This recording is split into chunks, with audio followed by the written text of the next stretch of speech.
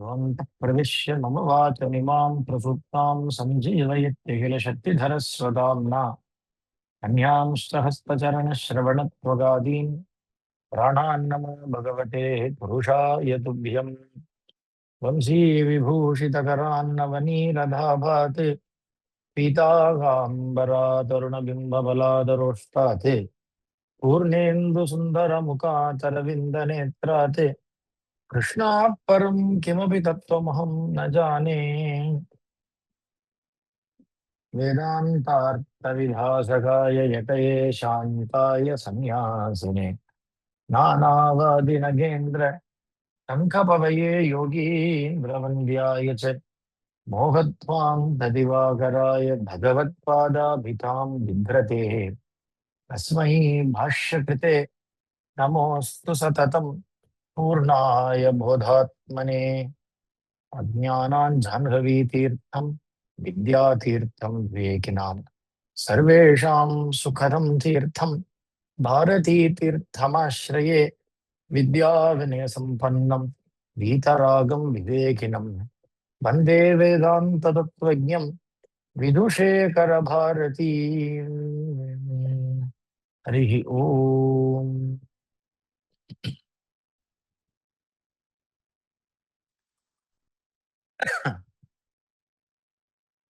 Acharya,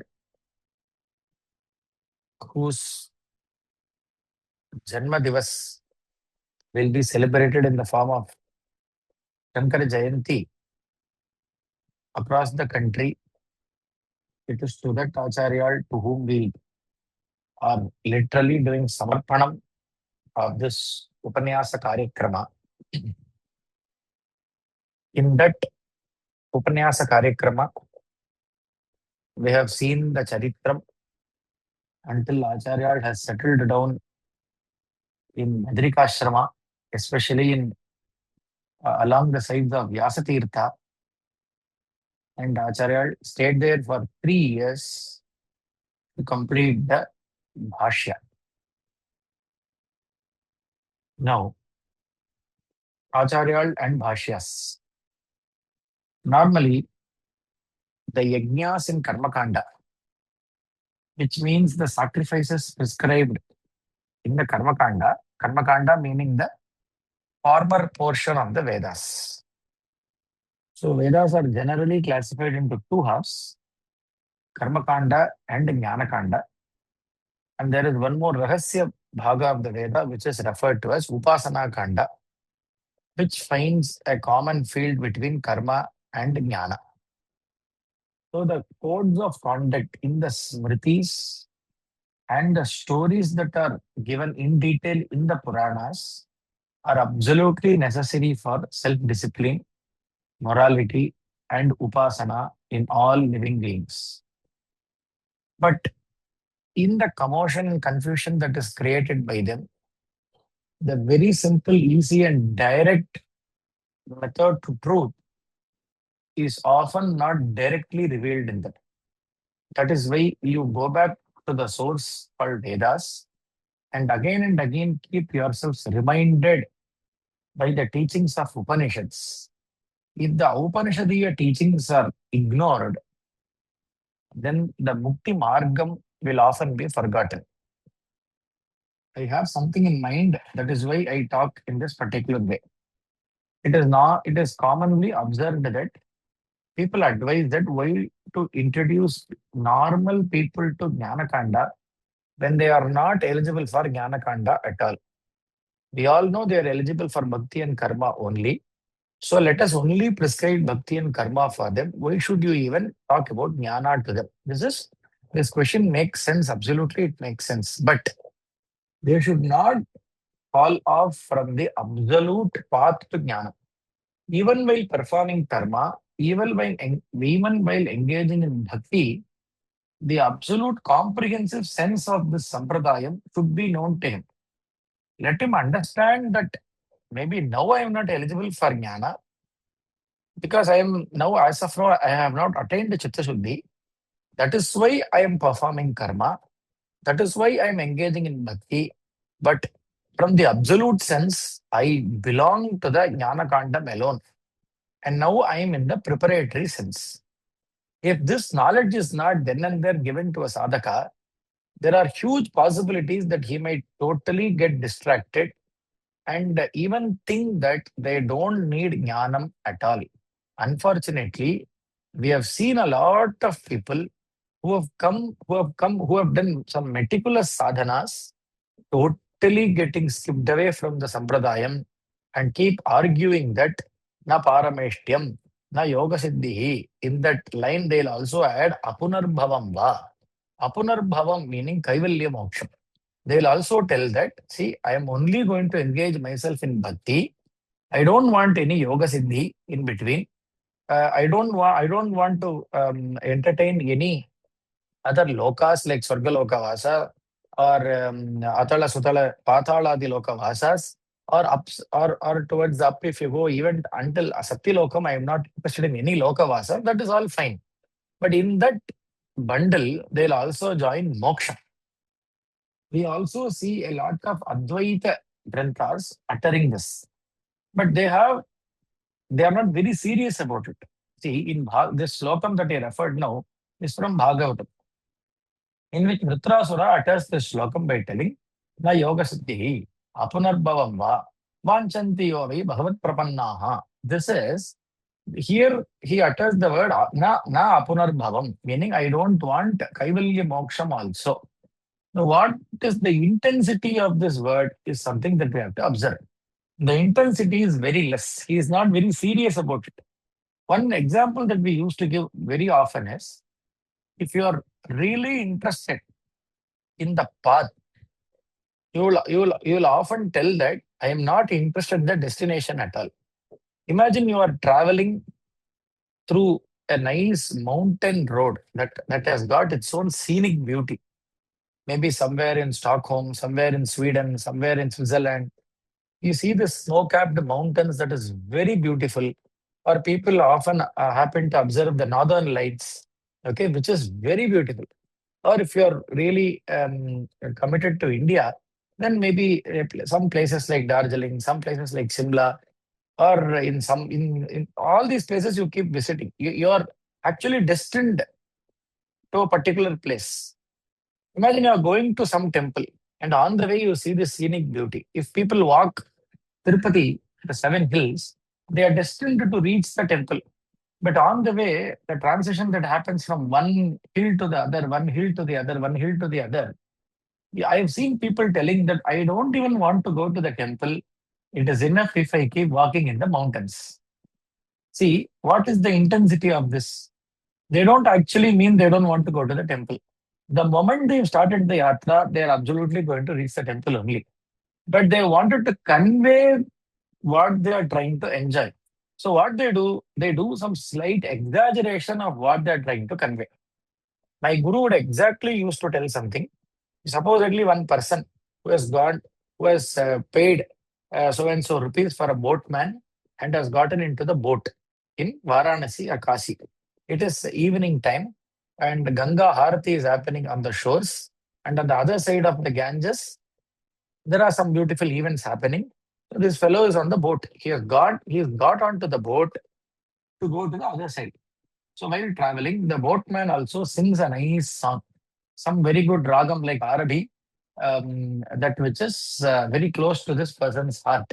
So he sings, he hears the temple bell ringing in Dindumadava Kshetram, in Annapurnadevi Kshetram, in Vishwanatha Kshetram, that boatman singing beautifully, and the slight waves hitting the boats, the Ganges hitting the boat. This is all, this person is totally engrossed into it. Suddenly he tells the boatman, see, I don't even want to go to the other side. I only want to be in the boat only. I am interested in the yatra only. I am seriously not interested in going to the other side. Now just imagine the intensity of his words. He is not serious, but he is trying to convey how he is enjoying the margam. Similarly, bhakti being something that becomes very close to everybody's heart, a bhakta tries to convey that he is not even interested in moksha. But that doesn't mean he doesn't want moksha at all. So only with respect to the context you'll have to understand. Now I am not referring to such over-exaggerated vakyas. Instead, I'm referring to acharyas who have done siddhanta, telling that they don't want jnanam at all. Bhakti eva avashyakamiti. Bhakti alone is important. I am not particularly focusing on any margam. Any margam that recommends bhakti more than jnanam, I am taking into consideration for that is worth criticizing from an Advaitic perspective. Criticizing meaning this is not personal criticization. I'm not engaging in anything personal, but I am criticizing the paksham because it is totally against the Upanishads. Correct? If the problem is clearly defined, only then the solution can be found. In Vivek Chudamani, slokam number 63, Acharya defines the problem. Ajnana sarpadhashtasya brahmajnana aushadham vina kimu vedaischa shastraischa kimu mantraihi kimu aushadhaihi. Who can define the problem so well than this slokam?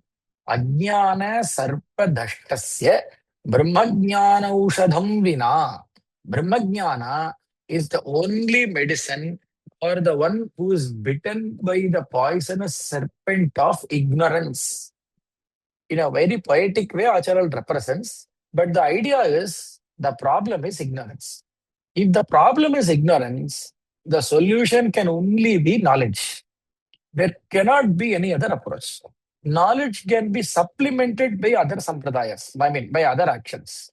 Knowledge can be supplemented by karma. Knowledge can be supplemented by bhakti. Okay? Bhagavan, in Bhagavatam, especially in second skandam, in Chatushloki, Bhagavan points this out by telling, Ahameva Samevagre. It means this is Chatushloki, where only in four slokas, Bhagavan condenses entire Bhagavatam. It is very famous. In that, Bhagavan condenses it and tells that one who knows the absolute sense of jnanam along with karma and bhakti, sa rahasyam tad angancha. This has to be underlined. Sa rahasyam tad angancha. Jnanam has to be known along with rahasyam and angam. Now, we by ourselves are really confused. We want direct knowledge. Bhagavan is again confusing us. He is not directly telling what is angam and what is rahasya. Thanks to the Vyakyatas like Sridhara Swami, they have done Vyakyana by telling Rahasyam means bhakti, Angam means karma. Sa Rahasyam tad Angancha. Now, why is bhakti repeatedly called as Rahasyam? It can directly be called bhakti, correct?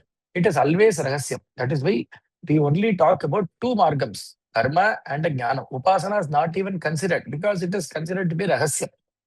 Why Rahasyam? Our Mahasanidhanam repeatedly used to quote a slokam from Bhagavatam by telling, Itam bhutaguno harihi atma ramasya muneha nirgranta apyurukrame kurvant ahetikim bhaktin itam bhutaguno harihi. Bhagavatam Dvitiya Skandam, where people are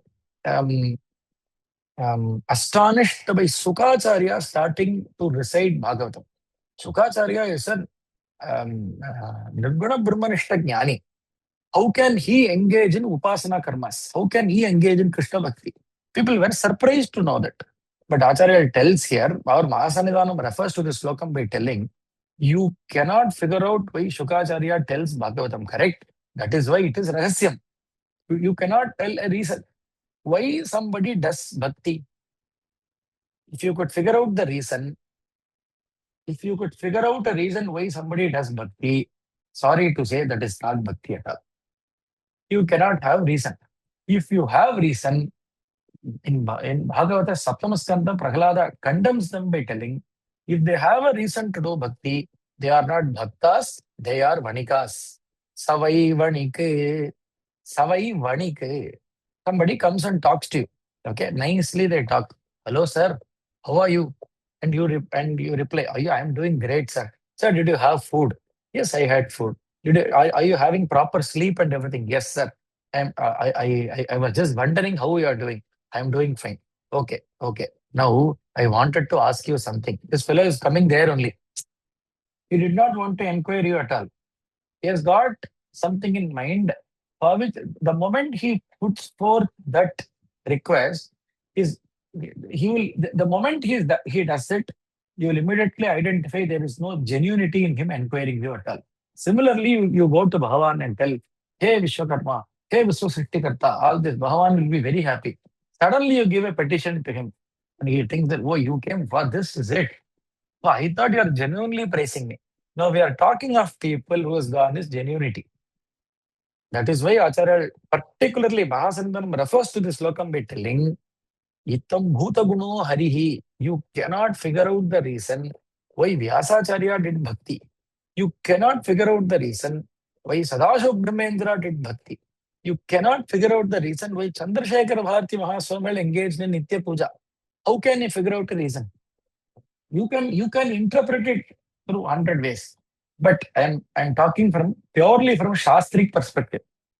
So, Nairgunyamapi, meaning these people have all involved in Nirguna Brahmanishta. Nairgunyamapyachyuta bhava varjitaha. How is this possible? You cannot reason it, right? This is why we tell Itam Bhuta Guno Harihi. This is the beauty of Bhagavan's gunas. This is with respect to bhakti. The other is Sarahasyam Tad Angancha. Angam is karma. Only with Angam, that is karma, you will be able to attain that completeness. That is why we usually tell this in all my classes. Bhakti without jnanam, bhakti and karma are incomplete. Without bhakti and karma, jnanam is impossible. So we'll have to thoroughly understand it. So that is, with that in mind, we'll have to understand. Ajnana sarpadashtasya brahmajnana aushadham vina kimu vedaista shastraista kimu mantraihi kim aushadhihi.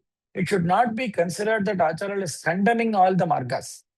Acharya is trying to tell, for the one who is afflicted by ignorance or by the malady of ignorance, the study of the Vedas, performance of yajnas, chanting the mantras, are mere ridiculous gestures. Kimu mantraihi, kimu aushadaihi, kimu vedaista shastraista.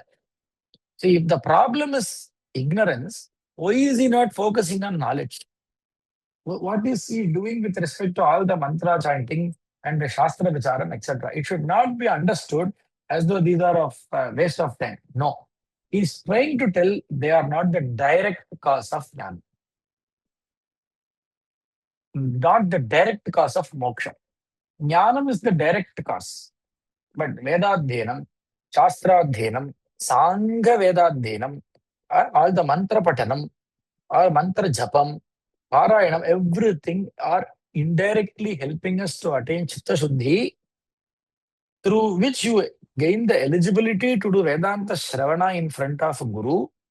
You go and do Upasati in front of a Guru. He teaches you, you do Shravanam for a considerable period of time. It is not that you attend 3 lectures and tell that I am not attaining Jnanam at all. This is all hokum, I will not attend this. No. For a considerable period of time, you study the text, especially one of the Prasthanatriyas at least, you take up serious and study, and then reflect on your own nature. That is when Mananam comes in, where your Anubhava will contradict with the Shastram. You feel Ajnani, but the Shastram tells you you are Brahma Swarupam. You feel you are, Shastra tells you are a Sarvajna. You feel that you are an Alpajna.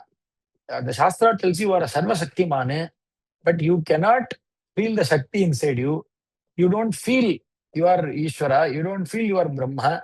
But this is contradicting with the Shastras. So this is where Mananam will come up. Once you start doing Mananam, it will lead you to Nididhyasana. Proper Mananam will lead you to proper Nididhyasana. This is the Rajamarga. This is the Rajamarga. Acharya tells it, Notpadyate vinajnanam vicharyat anya sadhanaihi. Aparokshanubhuti, 11th sloka. Notpadyate vinajnanam. It will not rise, knowledge will not dawn by any sadhana other than vichara. Tamil we used to very nicely tell, Sungachavadi tappadu. Bhagavan used to tell. Sungachavadi, what do you mean by Sungachavadi? Toll gate. Sungachavadi in Tamil means it is Sungachavadi. In English it is toll gate. Imagine you cannot bypass the toll gate. You cannot bypass the Vichara Marga. You have to gain Bhagavan's Anugraha Shakti, be a patram for his Anugraham, sit down and do Vichara. You cannot bypass it for sure. Now, focusing at least for 10 minutes, I told yesterday, we'll focus on some portion of the Bhashya. Let us take one paragraph and just enjoy the Bhashyam and then go ahead. Okay. See, as I told you yesterday, at the start of Gita Amukam, Acharya gives you the, or he's arguing that it is only enough to study Bhagavad Gita. Recently, if you have heard all the Anugraha Bhashanams, Jagadguru, Vidushekara Bharati Mahaswamigal, especially around the Vardhanti days of Mahasanidhanam, you could have observed the importance that Acharya gave for Gita Parayanam, especially Bhagavad Gita. That gains immense prominence in the Sampradayam, that Acharya again and again tells that you engage in Bhagavad Gita Parayana. At the start of Bhagavad Gita, Acharya writes a few lines, which will, so I am trying to do two tasks, accomplish two tasks with one action. I wanted to propagate Gita also. I wanted all of you to start Gita Parayanam. I wanted all of you to do Gita Bhashya Patanam especially. And now in the Upanyasam, I wanted to enjoy the Bhashyam also. So I am gaining two tasks out of one action. So I am doing the next 10 minutes. I am doing this with a proper agenda in my mind. It is not prasangat. I am just not doing akasmat. I am doing with an agenda in mind.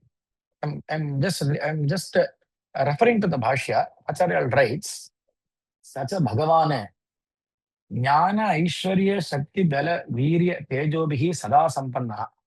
And just to go back and do some homework, I'm telling you, this is the Gita Amukam or the introductory part of Gita.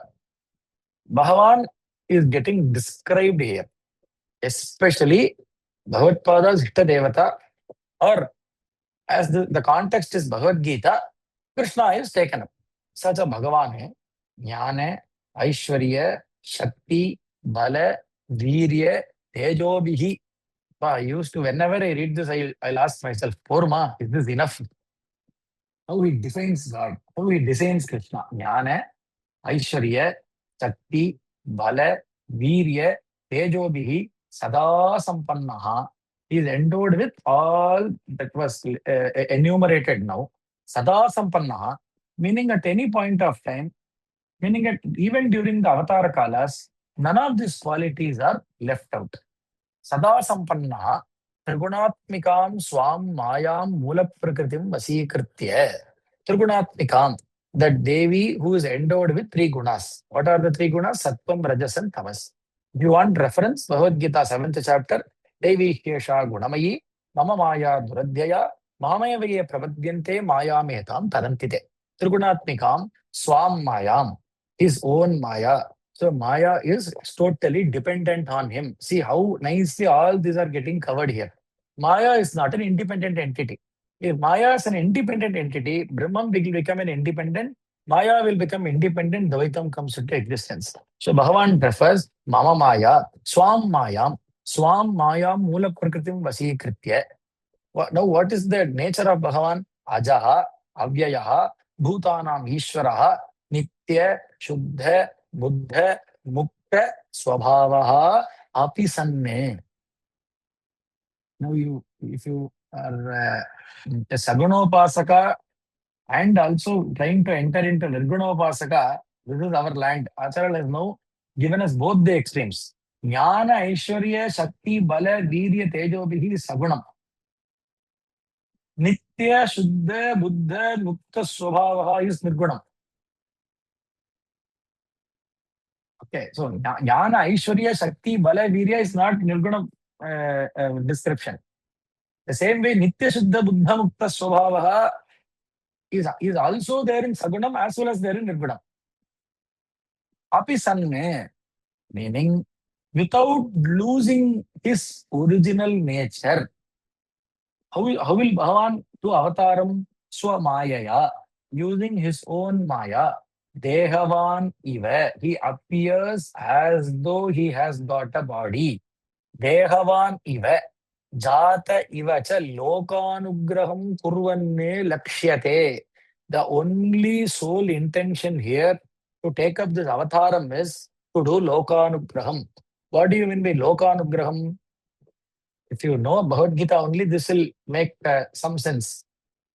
Uh, Taking care of the people who are adharmis and blessing the people who are dharmikas. Pavitranaya sadhunam, vinashaya sa dushkritam, dharma samstapanartaya, sambhavami, dehavaniva, jataiva cha lokanugraham kurvanne lakshate. See, the question now arises is Bhagavan appearing only for the sake of lokanugraham, or what does he gain out of it? Acharya starts the next sentence by telling, if you have this intention, forget about it. He is not benefited even 0.1% out of these avatars. Swaprayojana abhave api.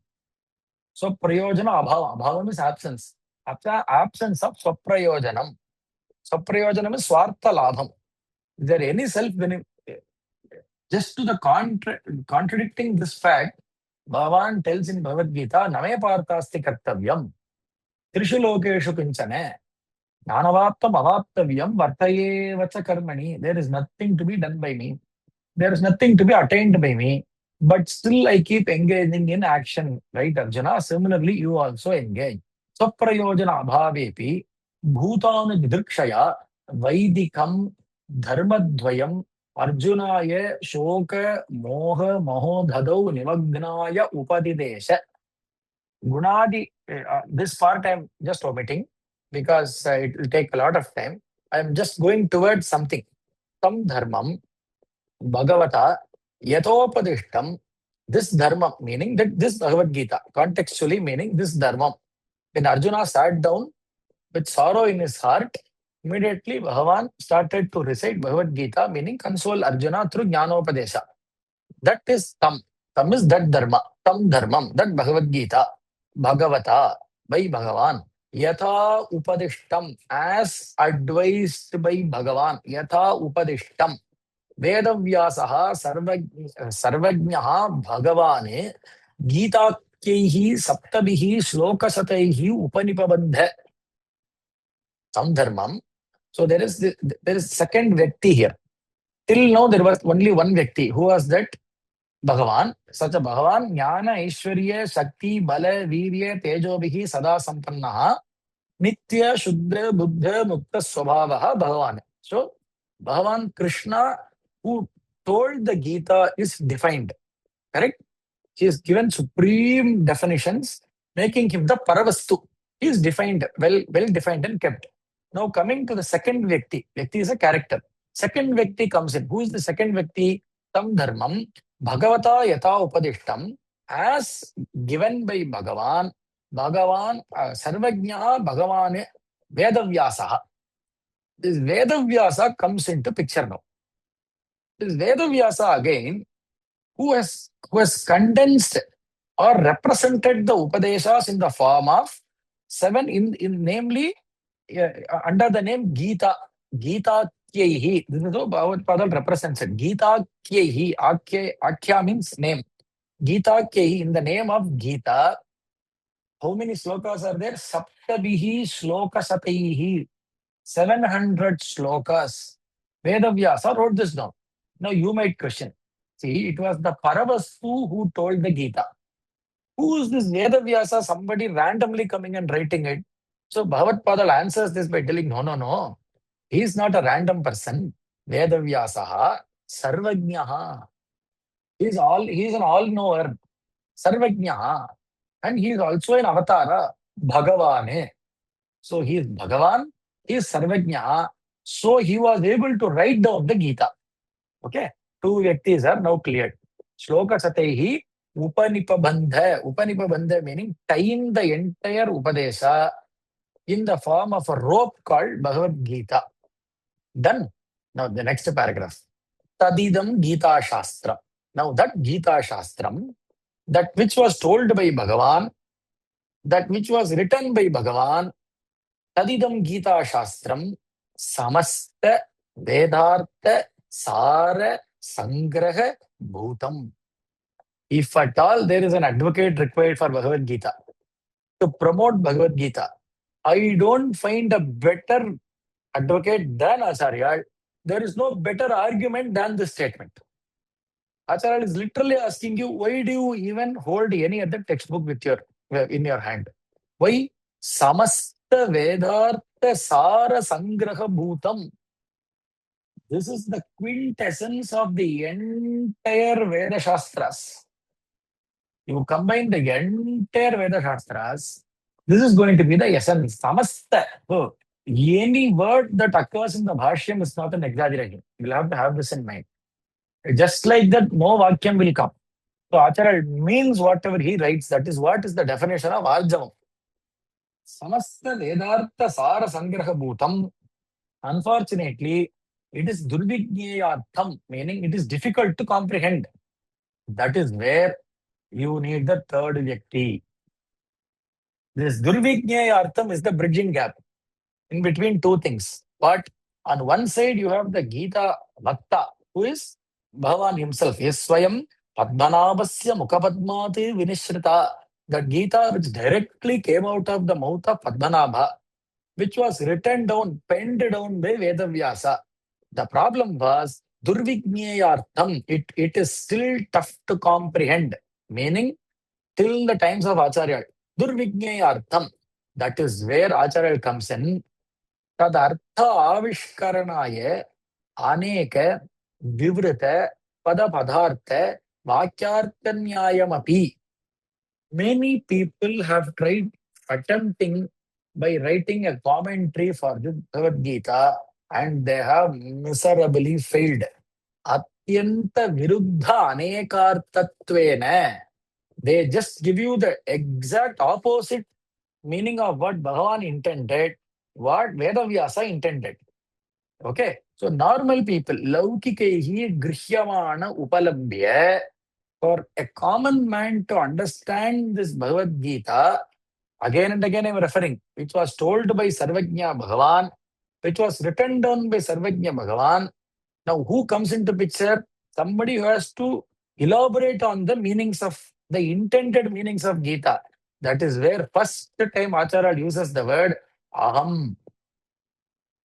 Vivekataha artha nidharanartham samkshepataha vivaranam karishyami.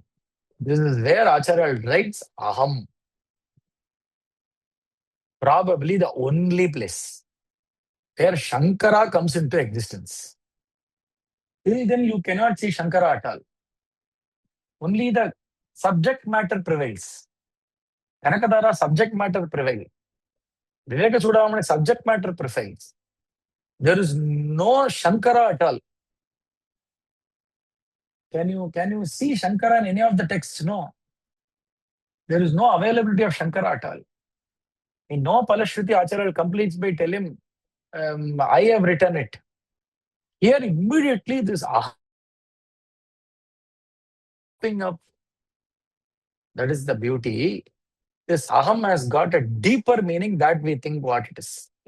Now this aham means Sacha Bhagavane Jnanaishwarya Shakti Balavirya Tejobhihi Sada Sampannaha, meaning that Bhagavan who told this Gita, who is endowed with the qualities of Jnana, Aishwarya, Shakti, Bala, Virya, Tejobhihi, Nitya, Shuddha, Mukta, Mukta Swabhavaha, that same Bhagavan who is Sarvajnaha, Bhagavan Vedavyasa, now aham means I am that very same Bhagavan who told the Gita, I am the very same Bhagavan who wrote the Gita, I am that very same Bhagavan who is now commenting upon the Gita.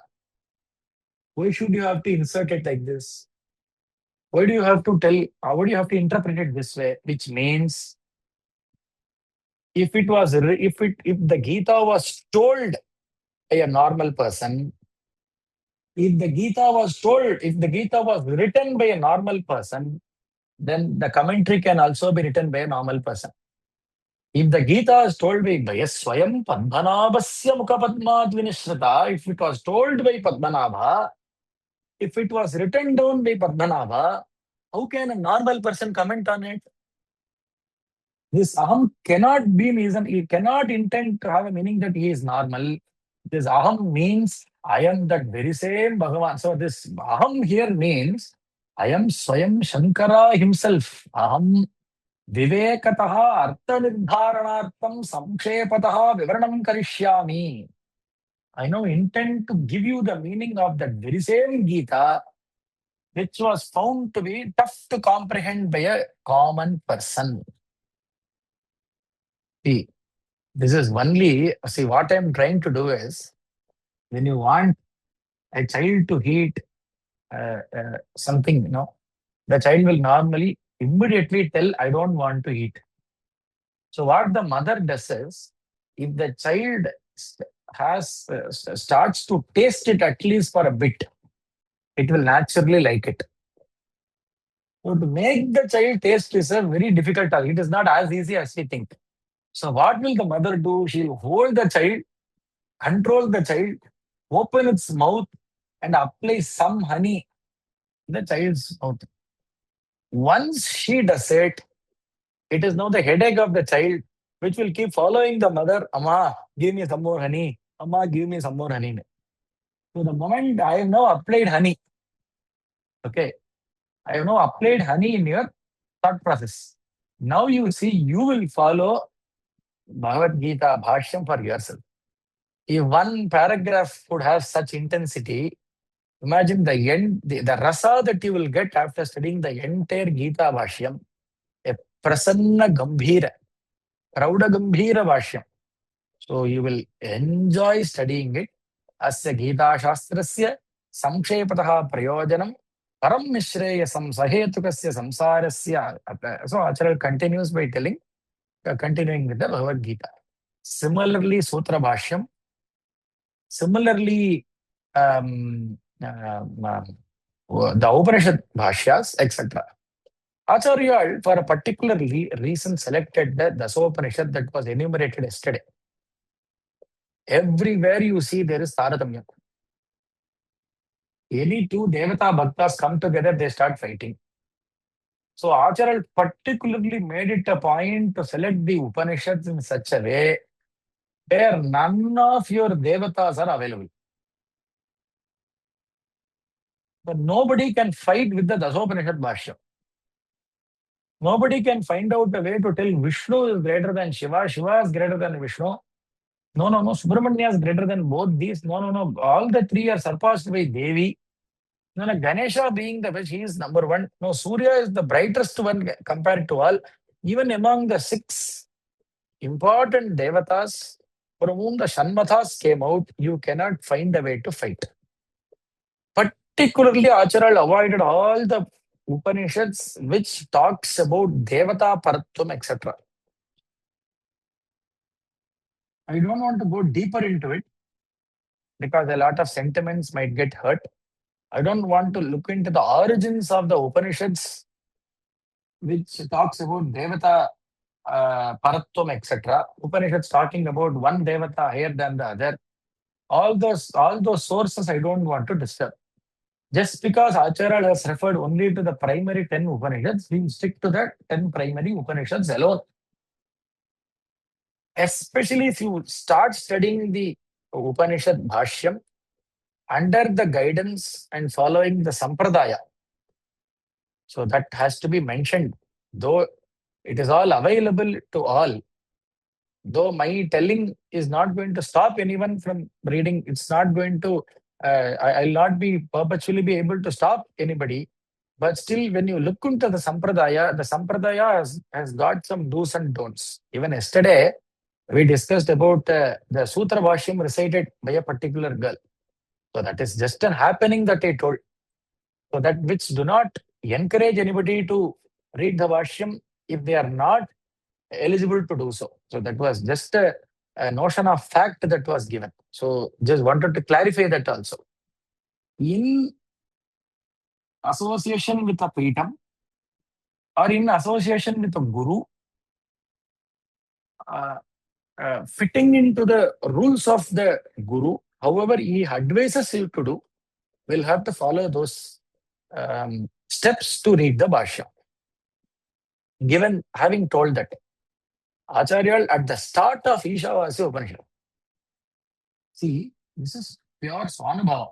Unless you have experienced something, whatever you talk will not make any sense. When I particularly started studying the Bhashya, believe me, Ishavasyam idam sarvam. This particular mantra being the first mantra of Ishavasya Upanishad. When I happened to study this under my group, that in Chennai, particularly this mantra, Ishavasyam idam sarvam yatkinjit jagatyan jagat teratyakte bhunjita bhagradakasva siddhanam. This one mantra, Ishavasyam idam sarvam. You listen to this mantra, you read the meaning given by Acharya as part of Bhashyam. There ends the entire inquiry. So when you start when you start reciting the Sahasranama, Vishwasmai Namaha, there ends everything. That's all over. For me, Sahasranama, that's all. Vishwasmai Namaha. Even Vishnave Namaha is added. If you are still in the Dvaita Mandalam, after telling Vishwasmai Namaha, you can continue with Vishnave Namaha. If you are still available, you can continue. But in 99% of the cases of people who are adhikaris, who are eligible shrotas, Ishavasyam idam sarvam is enough. Is enough. That is why we have vakyas like Mandukyameva alam. Only Mandukya is enough. Meaning, someone else has felt the same way with Mandukya Upanishad. For example, in Ishavasyam, we have vakyas like Tatra Komoha Kashokaha Ekatvamanupashyataha. What is there yet to be read after these vakyas, especially with the bhashyas? So they are so profound in nature, they are anubhava purva in nature, it will directly touch the hridaya sthanam. It will penetrate and touch the hridaya sthanam and make you turn inward. Avrta chakshuhu, amrtatvam ichanne, as we frequently used to refer to this mantra from Kathopanishad, it will turn you inward. If you are a real sadhaka who is eligible, I don't think you will even find time to read the Dasopanishad Bhashyam completely. Somewhere during the process, you will get settled down. Just like Chandrasekhara Bharati Swami leaving the commentary of Viveka Chodamani incomplete, but the incompleteness is the best part of the Bhashyam. That incompleteness, no? He himself not able to complete the Bhashyam is the most appreciated part. See how it is not even required to go through fully to be existent in the Bhashyam. Similarly, the Shankara Bhashyam, especially Gita Bhashyam, there are few slokas. For example, Katham sa purusha partha kam ghatayati hantikam. There are a few other vakyas, and time progresses. If I keep remembering, I'll keep telling them. Ahankara vimudatma karta ahamiti manyate. These slokas, the bhashyam for these slokas. I'm just not able to go beyond the bhashya. I'm particularly aware of the time. I know that I'm spending a lot of time in the bhashya, but that is the problem with this. When you enter into the bhashya, going beyond that is very difficult. So I am just outright cutting to the chase. Acharya completed writing the bhashyas sitting in the Uttarakashi Kshetra. Especially on the Bhavakyas, etc. Acharya spends a lot of time compiling all the questions that he faced with local people belonging to the other sects. All the questions were considered in Sutra Bhashyam, and for all of them answers were given. And during this time, Acharya was living all alone along with Sanandana in Uttarakashi. One day, Sanandana was washing Acharya's clothes on the other bank of Alakananda. I think you have heard it properly. Alakananda. Okay. Not Ganges in Kashi. If you're not familiar, just Google and find out how Alakananda will even look like. At least watch a video of Alakananda, because I'm just not able to convey enough. Alakananda sound by itself is enough to understand what you call the fierce nature of her. And the Sanandana happened to keep washing the clothes of Acharya on the other banks of Alakananda. Acharya saw him from a distance and called out to him to come quickly. He had to take probably a winding path to climb a hillock to reach the Acharya. But the moment he heard Acharya's call, Sanandana started walking across the river without thinking the danger he is getting into. The current was extremely strong. Sanandana did not know the intensity of it. He walked fast with the attention fully focused on his Acharya alone. When Acharya told, no, no, no, no, no, the current is dangerous, take the other way. He did not, it is not that he omitted the Upadesha. He did not focus on anything other than Acharya's Swarupa. That is how we have to understand it. He came all the way and prostrated in front of Acharya. It was understood that Sanandana was in Atmanubhava. He was in a trance. We call it Guru Bhava Samadhi. This Guru Bhava Samadhi is what Sabari attains. If you read the last sloka of Aranya Kanda in Valmiki Ramayana, when Valmiki describes Sabari Moksham, Valmiki uses the word Jagama Atma Samadhina. There it means Guru Bhava Samadhi. He is totally engrossed in Guru's Bhava Samadhi. So wherever he placed his foot, the river was so shallow and there was a water splashed up just like lotus has bloomed there. It appeared, water splashing out. It appeared as though lotus bloomed there. So everybody thought water splashing when Padmapada, wherever he kept his foot, looked like a lotus. So Acharya immediately told, from now on, hey Sanandana, you will be called Padmapada. One whose feet made the lotus bloom. That should be the Vitpati. So Sanandana will be called Padmapada. The Bhashyas are complete, and the 16 years when Shivaguru and Aryambha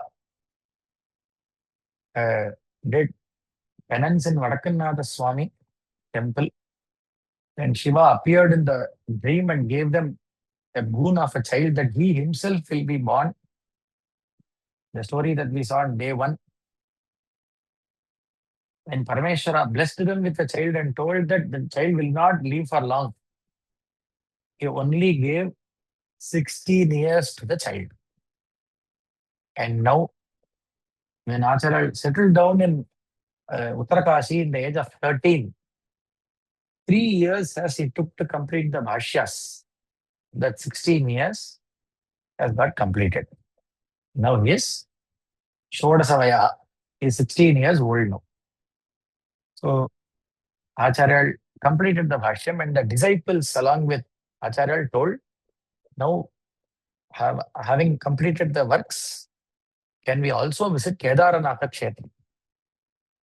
In Acharya slowly listening to the requests of the disciples, Acharya also completed the works like Vivek Chudamani, Upadesa Sahasri, Sarva Vedanta Siddhanta Sara Sangraha, Aparokshanubhuti, Atma Bodha, Praudanubhuti, all the Prakarana Granthas, especially the crown jewel called Dakshinamurti Stotra, which by itself required an independent commentary.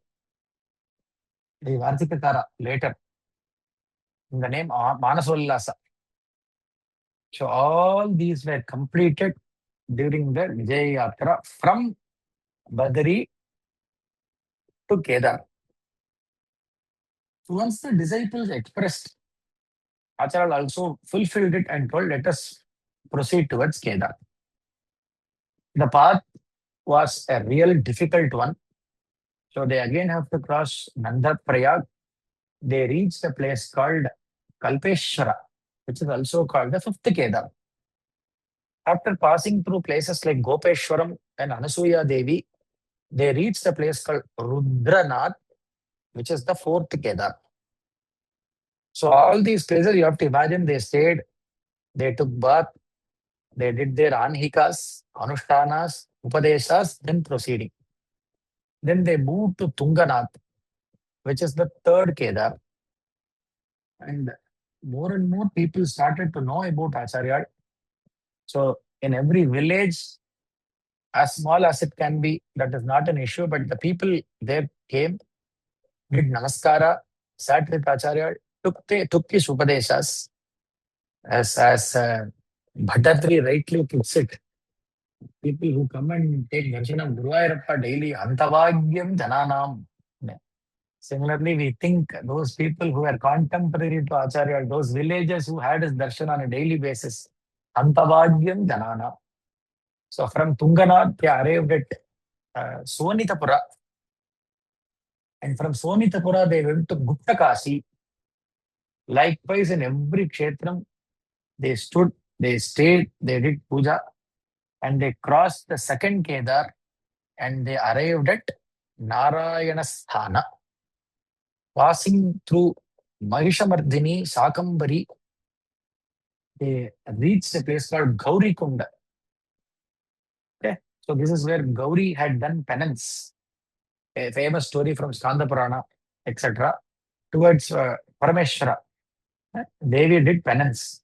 Parameshwara himself came and gave darshan and ended the tapas. That's a very famous story. And from Gauri Kunda, they started their journey. And after at most a couple of months, they reached Kedar Kshetra. In Kedar, Acharya spent some time doing Aradhana of Bhagavan Kedareshwara. Mostly after writing the Bhashyas, Acharya was not available outside. The Sishyas also found that he is more and more focusing on the inside only. All the Kshetra Darshanam, Devata Darshanam, Upadesham, everything has slowly come down. Whenever Sishyas go and sit near Acharya for Upadesha, Acharya would remain in Samadhi.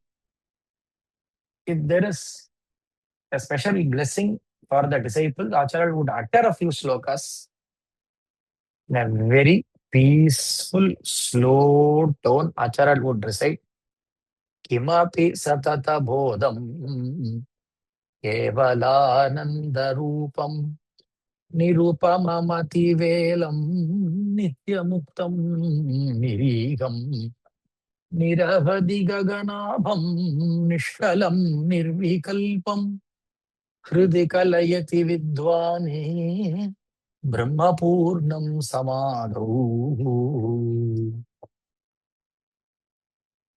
There is this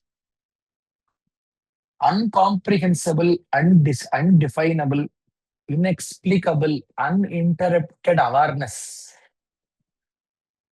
which is of the nature of Advaita or non-dual bliss, which cannot be compared with anything that you know,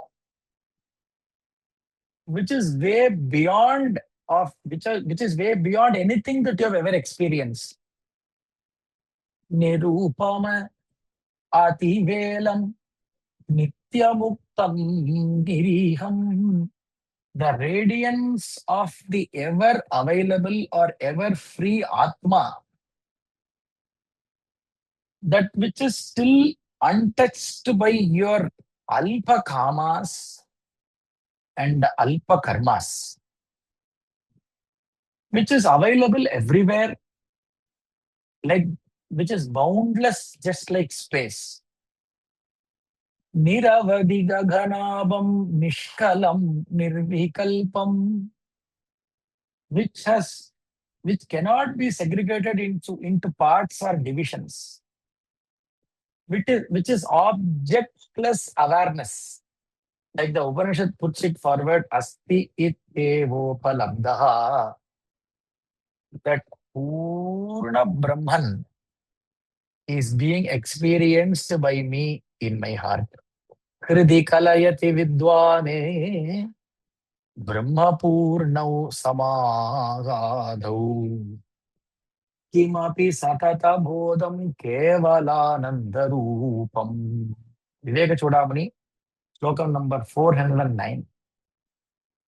Acharya was well established in the Samadhi.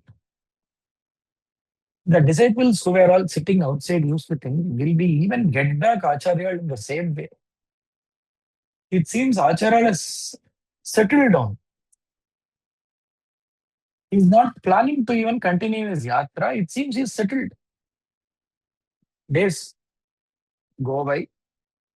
Acharya would go for Alakananda Snanam, come back and do Kedareshwara Aradhana, and sit in Samadhi. One day, Acharya was very bright, active, woke up early, went to Alakananda, did Vibhuti Dharanam, had Darshana, and came out and sat, as though he was expecting somebody. And the Sishyas were also thinking what is happening. And that day, a Vriddha Brahmana came. He was tall. He was very dark. He had matted hair. These disciples saw, who is this Brahmana, Vriddha Brahmana? They all received him, they greeted him.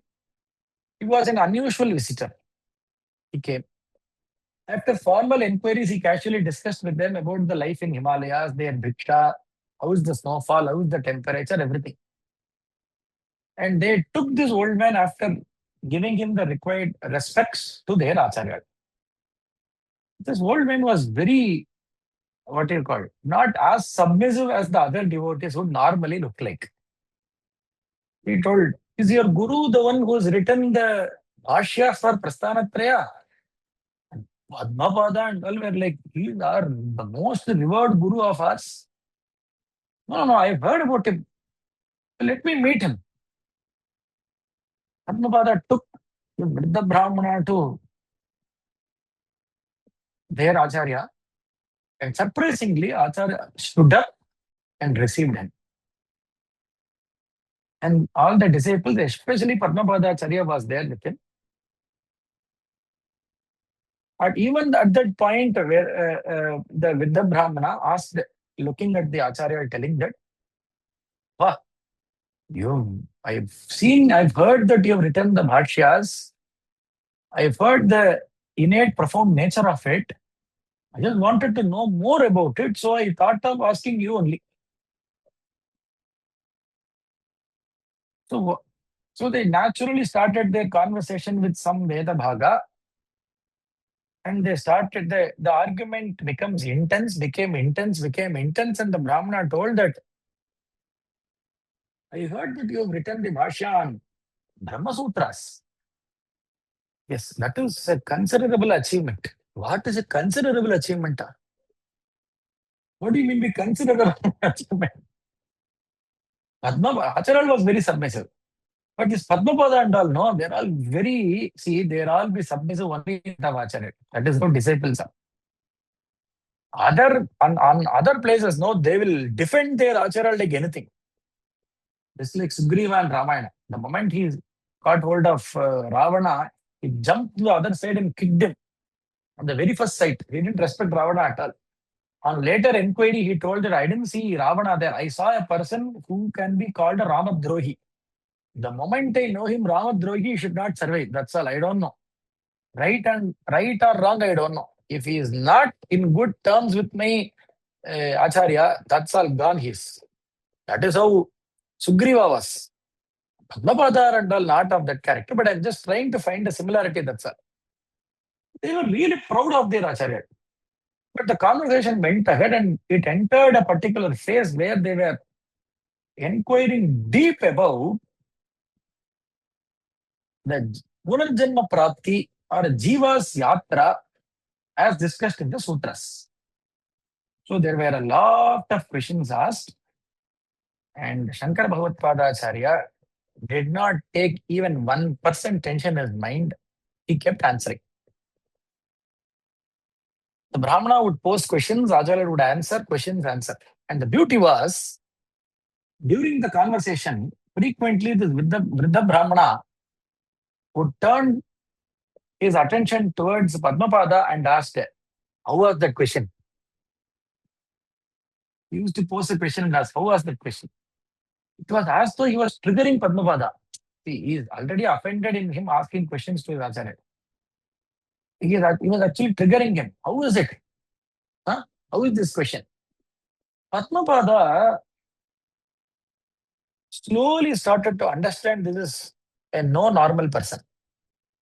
He is some avatar Purusha. On that day, during his japa, he was given the Dasama Mantra japa. During his japa, he asked his Ishta Devata to reveal who is that person. And his Ishta Devata revealed it to him. Normally, you can move in coordination with anybody whom you don't understand. The moment you understand, only fear exists.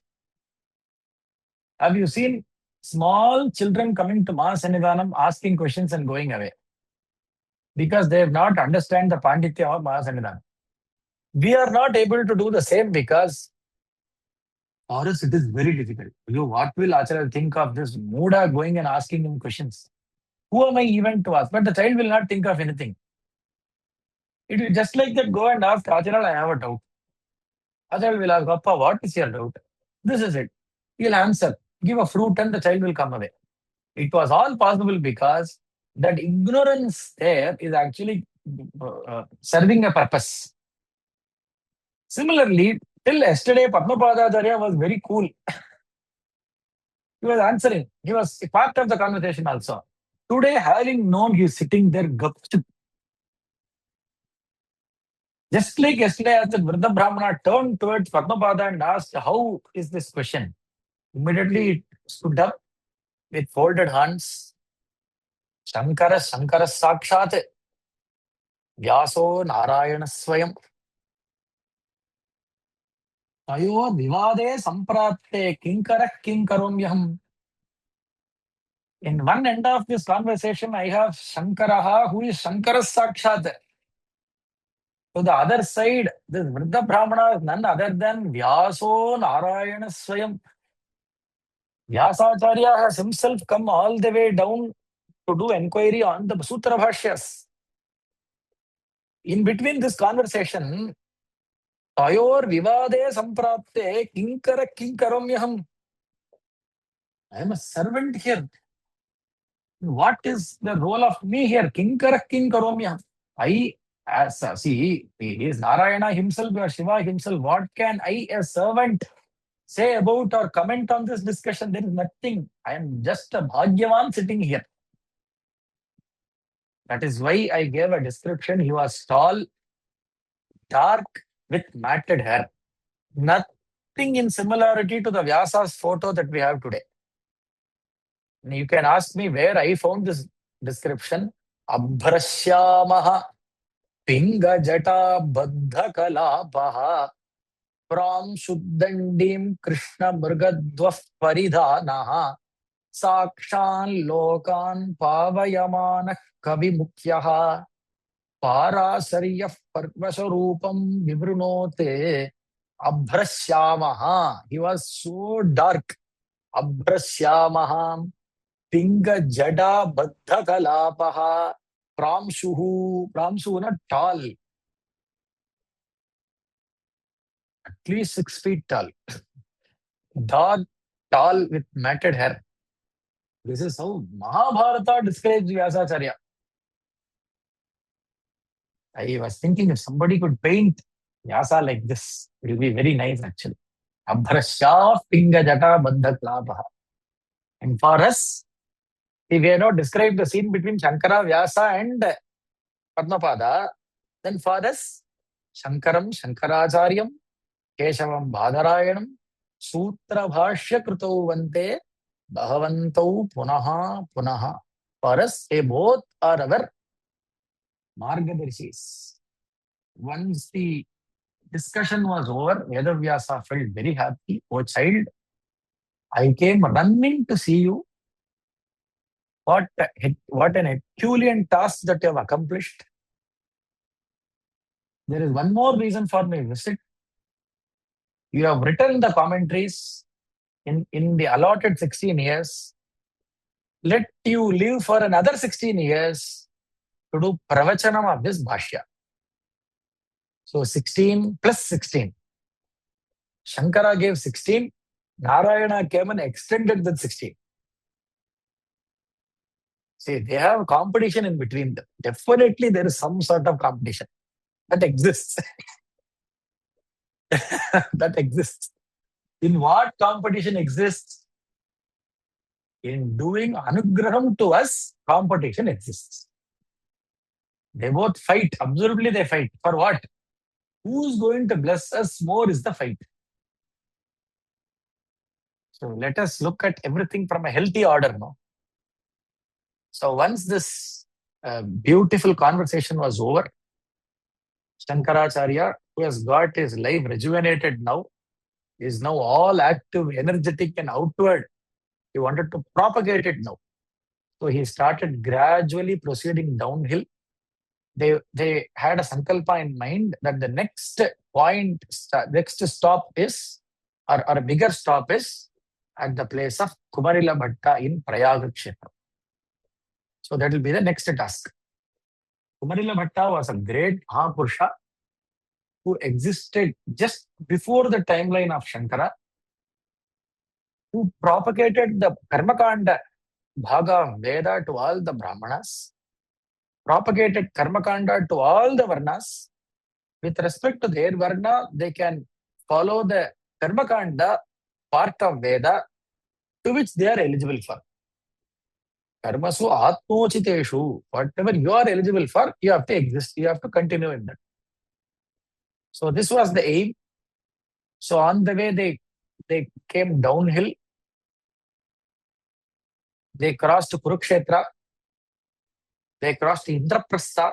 What is Indraprastha? Today is Delhi. And once they crossed Indraprastha, if they have to come through Agra, the next important kshetra is Vrindavana via Mathura. And after crossing Delhi only, they started walking along with the banks of river Yamuna. Acharya came to Vrindavana, settled down there. Of course, it is a kshetra where Bhagavan Krishna was born, Tamadbhutam, Balakam Ambujekshanam, Chaturbhujam Sanga Gadaryudayidam, Srivatsalakshram, Galashovigaustubam, Pitambaram, Sandrapayoda Sobhagam, Maharga Vaidurya Kirita Kundala Tusha Parishwapta Sahasra Kundalam, Uddama Kanchangata Kankanadivihi, Virochamanam Vasudeva Maikshate, as told in Bhagavata Purana. And having had the darshan of Bhagavan in Mathura, Acharya slowly moved to Vrindavana, following the same routine as given in Bhagavatam. The entire Krishna was born in Mathura, then he moved to Gokulam. From Gokulam, he moved to Vrindavana. Acharya also does yatra in the same order. He goes to Gokulam. From Gokulam, he goes to Vrindavana. I am assuming it, because that is the way. If you have to travel from Mathura to Vrindavana, it has to be Mathura, Gokulam, Vrindavana. So he did that. He took that path. In Bhagavatam, when Bhagavan migrated from Gokulam to Vrindavanam, there's a very nice sloka. Vrindavanam Govardhanam Yamuna Pulinani Che Vikshyasit Uttamaslokaha Rama Madhavayon Dripe. The first sight, when Bhagavan struck sight of Vrindavana for the first time, Vrindavanam, he shows this to Balarama. Hey Balaramana, see, this is Vrindavana. Govardhanam, first sight of Govardhanam. Yamuna Pulinani Che. See, Adda, this is Yamuna. This is the river Yamuna. Similarly, Acharya, who is the embodiment of all Puranas, Smriti Purananam Alayam Karunalayam. Definitely he should have seen all these slokas, right? So in the same order, Acharya, he saw Vrindavanam, Govardhanam, and the moment he saw Yamuna, it can be understood from this that Acharya should have lost himself there. Yamuna, which is dark in color. My guru used to interpret by telling, because of this dark fellow bathing in it daily, it became dark. Who is this dark fellow? Our own dark Krishna. Kyam. Since this fellow was dark in nature, he has taken bath for 10 long years, known Yamuna. So this Yamuna has turned dark. Acharya, having sight of Yamuna for the first time, Murarika, Yaka, Lima, Lalama, Paridharini, Trini, Krita, Trivishta, Triloka, Shoka, Harini, Manonukula, Kula, Gunja, Punja, Dhuta, Durmata, Dhuno, Tuno, Manomalam, Kalinda, Nandini, Sada. Just to have this vision of Acharya doing Nartanam in Yamuna Tiram and singing Krishna Nama. He had the vision of Bhagavan and Radha in Yamuna river. And later Acharya settling down in one of the places, in one of the famous places. It can be anywhere. It can be the place where Rasalila happened, or it can be in the place where Govardhanachalam was lifted, or in the banks of Yamuna where Kaliya Nartanam happened, or under the tree in which Venuganam happened. Acharya was in pure trance. Whenever he woke up, he would compose a slokam. In one of the days, Acharya spent in Vrindavanam, these slokas came out. Satyam Jnanamanantam Nityam Anakasam Paramakasam Goshtabhrangana Ringana Lolamanayasam Paramayasam Maya Kalpita Nanakaram Anakaram Bhuvanakaram Shmamanathamanatham Pranamata Govindam Paramanandam. It can also be extended that there is nothing wrong in thinking that Acharya composed Prabodha Sudhakara in Vrindavana. Prabodha Sudhakara is again a very big text where Acharya nicely brings together, or it can be put this way, it is a confluence of devotion and Vedanta. And that to devotion, the last portion of Prabodha Sudhakara is fully devoted to Krishna Bhakti. So Acharya completed it there. Purnat Purnatare Parat Paratere Apnyata Pare Haro Samvitsara Sudharnave Virahite Vichitaranga Didihi. All these are Prabodha Sudhakara slokas. Very nice text. These are, even till now, it is very less attempted actually. We see a lot of Upanyasas, right? But we don't see Prabodha Sudhakara taken up for Upanyasa, where that is actually useful because it nicely combines Bhakti with Vedanta. So most of us who have Bhakti in the heart now, so taking us through the Bhakti path and slightly extending it to Jnanam is what we want for today. Of course, karma is mandated. It is mandated. So this is one of the best such, one such text that means it can be recommended to all. Acharya from Vrindavana Kshetram started his journey towards Prayaga. Again, Prayaga Kshetram, see, from one place to the other, wherever we tell you, you have to spend at least a couple of minutes on the Kshetram. So I'm not able to surpass any Kshetram. When Rama walks with Lakshmana towards Prayaga, Ayodhya Kanda, Rama calls Lakshmana and tells, hey Lakshmana, do you hear the sound of confluence? Lakshmana tells, yes, Anna, I'm able to hear. What is it? Then Rama tells, that is the sound of Yamuna joining with, getting combined with Ganges or Ganga. That is the sound. Immediately they have bath there. It is there in Ayodhya Kanda, the Varnana Prayaga Kshetra. Imagine, in Ramayanam being the Adi Kavyam written by Adi Kavi, it has got reference for all the Kshetras. So people claim, no, ours is the oldest city, the city with the oldest name, culturally old.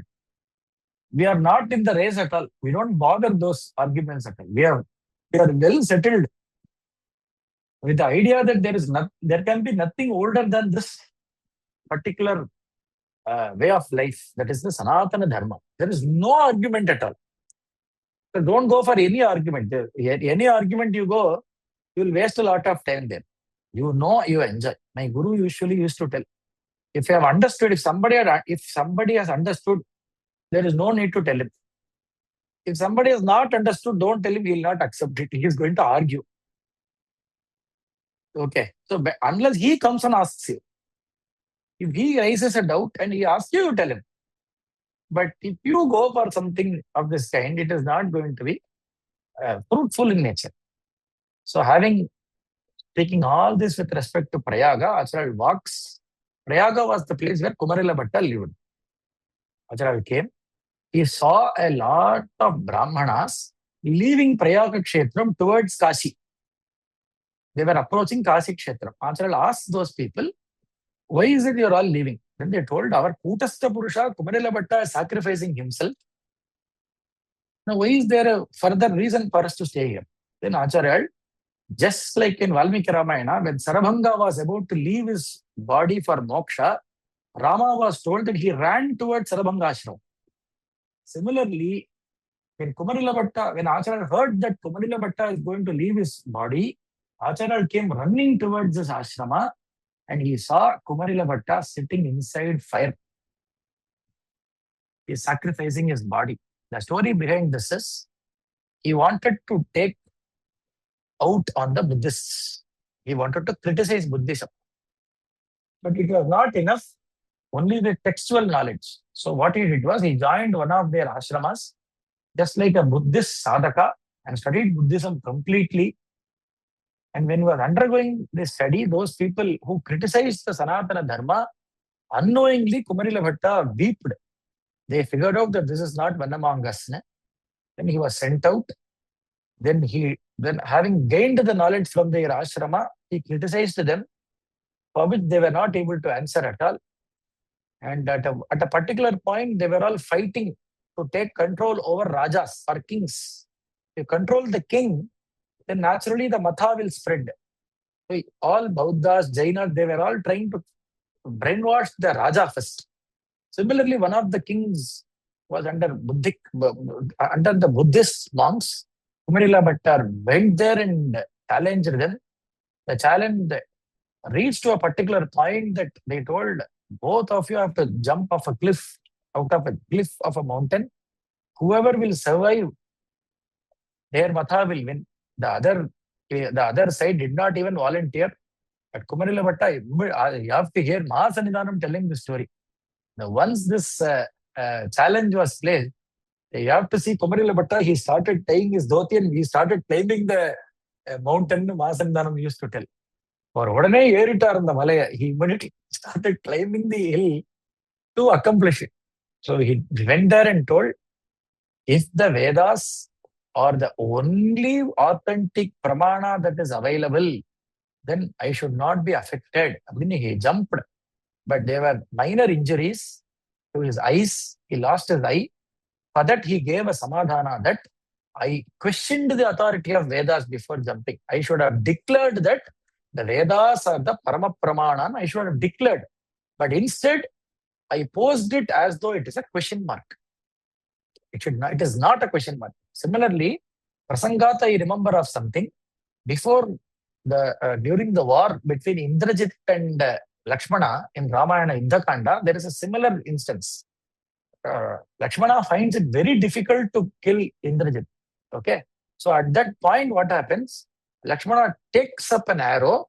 That arrow is Aindrastram, meaning he would have chanted the mantra of Indra for Indra to manifest himself inside that astra. So that is how it becomes Aindrastram.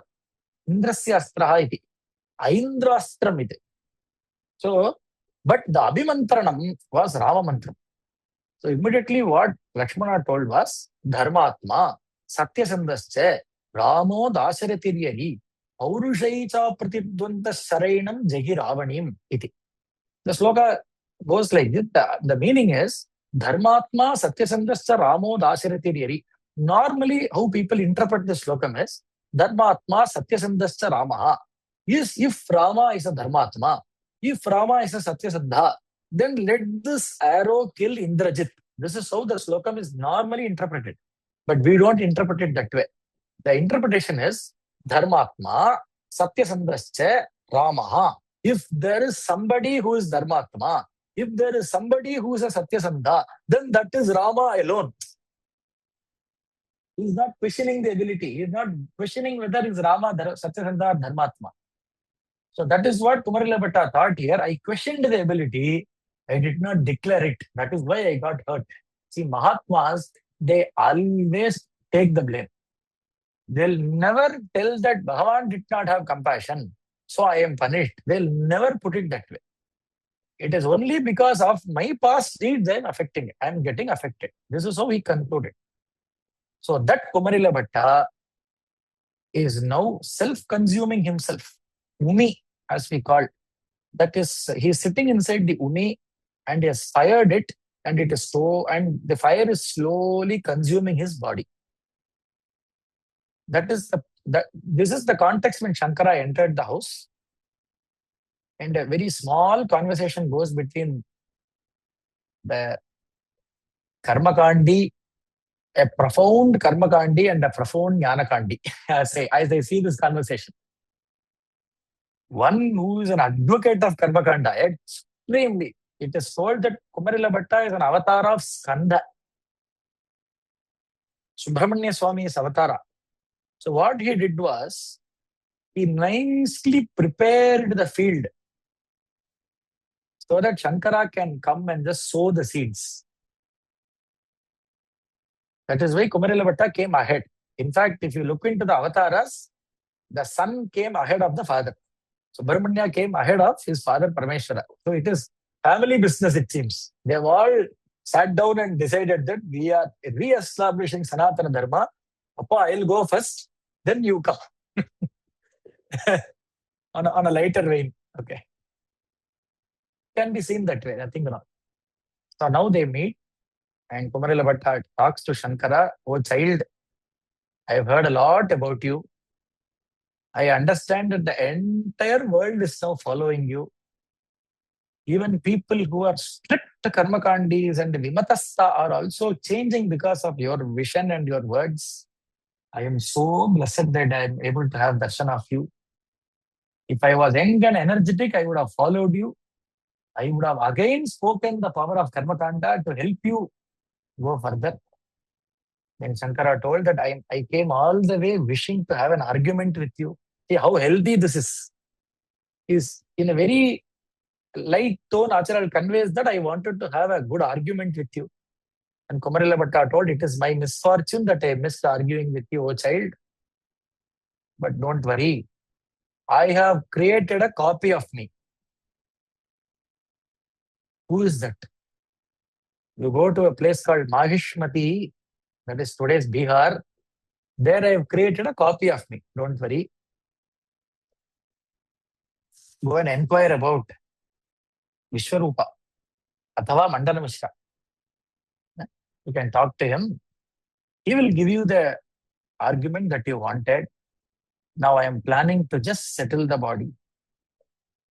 Acharya stood next to Kumarila Bhatta and told to him, hey Acharya Varya, understand that you are not the body, but you are the self alone. The karmakanda that you propagated throughout your life, the purpose of karmakanda is only to purify the mind. Karmakanda cannot produce knowledge. That is there for purification of the mind. Nacha vastupalabdaye. Again, Vivek Chudamani. The interest that one is able to develop to listen to the truth about their real self is the indication of the purity of mind that they have achieved. You need not wait for external happenings to tell you that you have attained purity of mind.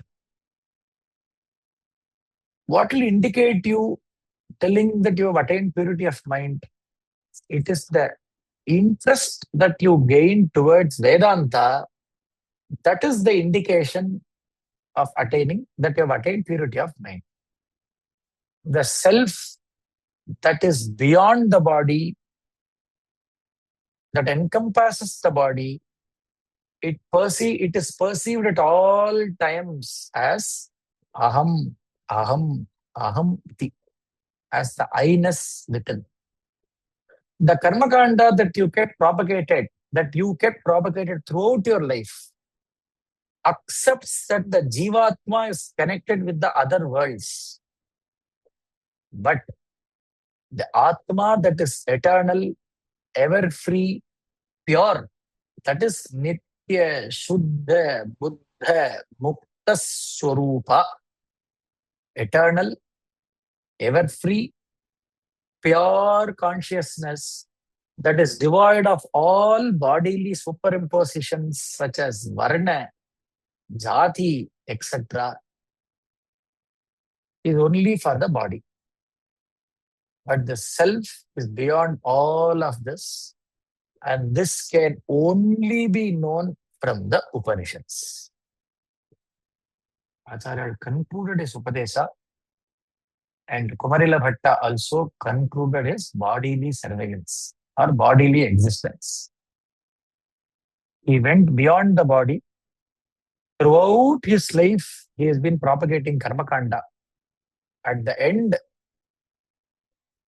Jnanam itself manifested in the form of Acharya, appeared in front of him and gave him the Upadesas.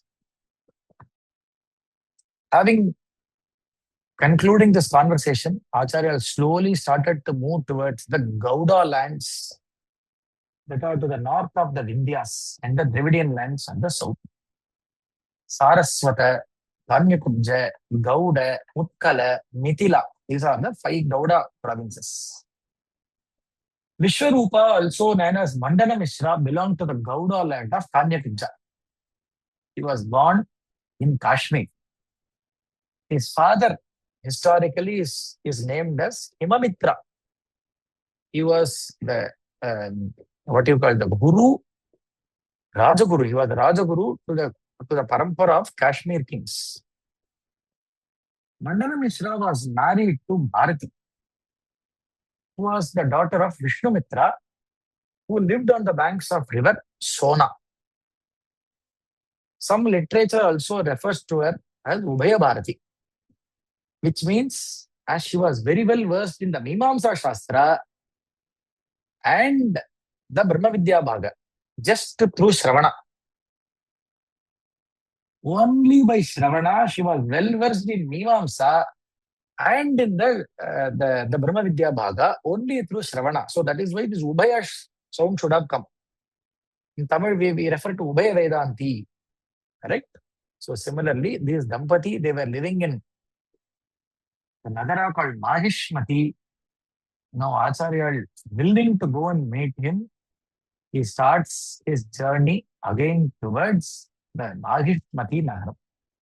Tomorrow, the conversation between Mandana Mishra and Acharya will be detailed, following by Acharya's yatra towards south, coming all the way till Kalati again, will be described tomorrow. Namo Namaha, Ram Ram. Hara Namah Parvati Pataye, Hara Hara Mahadeva, Satguru Maharaj Ki Jai. Shuklam Dhartaram Vishnam Vasivarnam Chaturbhujam प्रसन्नवदनं ध्यायेत् सर्वविघ्नोपशान्तये। योऽन्तः प्रविश्य मम वाचमिमां प्रसुप्तां सञ्जीवयत्यखिलशक्तिधरस्वदाम्ना अन्यांश्च हस्तचरणश्रवणत्वगादीन् प्राणान्नमो भगवते पुरुषाय तुभ्यम्। वंशीविभूषितकरान्नवनीरदाभात् पीताम्बरतरुणबिम्बफलास्तात् पूर्णेन्दुसुन्दरमुखाधरविन्दनेत्रात् कृष्णात् परं किमपि तत्त्वमहं न जाने। वेदान्तार्थविभासकाय यतये शान्ताय सन्न्यासिने नानावादिनगेन्द्रशङ्खपवये योगीन्द्रवन्द्याय च मोहध्वान्तदिवाकराय भगवत्पादाभिधां बिभ्रते तस्मै भाष्यकृते नमोऽस्तु सततं पूर्णाय बोधात्मने। ज्ञानाञ्जाह्नवीतीर्थं विद्यातीर्थं विवेकिनां सर्वेषां सुखदं तीर्थं भारतीतीर्थमाश्रये। विद्याविनयसम्पन्नं वीतरागं विवेकिनं वन्दे वेदान्ततत्त्वज्ञं विभुषेकरभारतीः। हरिः ओम्। Bhagavad who started to walk towards the south, happened to meet Kumarilabhatta and gave him the Brahmopadesha at the last moment of his life. Continuing his yatra towards Mahishmati on the advice of Kumarilabhatta himself, Acharya walked a long route and finally came very closer to Mahishmati. In fact, if you do some research, we'll come to a conclusion that Acharya should have walked for over a month to reach Mahishmati from Prayaga. So this city is on the northern banks of Narmada. And to be very particular, they reached a village called Padmavana in Mahishmati. So very, what you call it, the very vision of the village was very soothing to the eyes. Many Agnihotra Brahmanas lived there. While searching for the house of Vishwarupa, there is a very interesting anecdote here. They saw a small boy playing on the streets. So Acharya patted him lovely with loving affection and asked, "Oh, my dear boy, can you help me in finding out the house of Vishwarupa, who is also popularly known as Mandana Mishra?" The boy whose attention was totally on, say, playing the toy, maybe, say, spinning the top or something, he suddenly looked up with shock because he has not seen anybody who's somebody who searches for the house of Mandana Mishra, because Mandana Mishra's house was so famous that he has not seen anybody searching for it.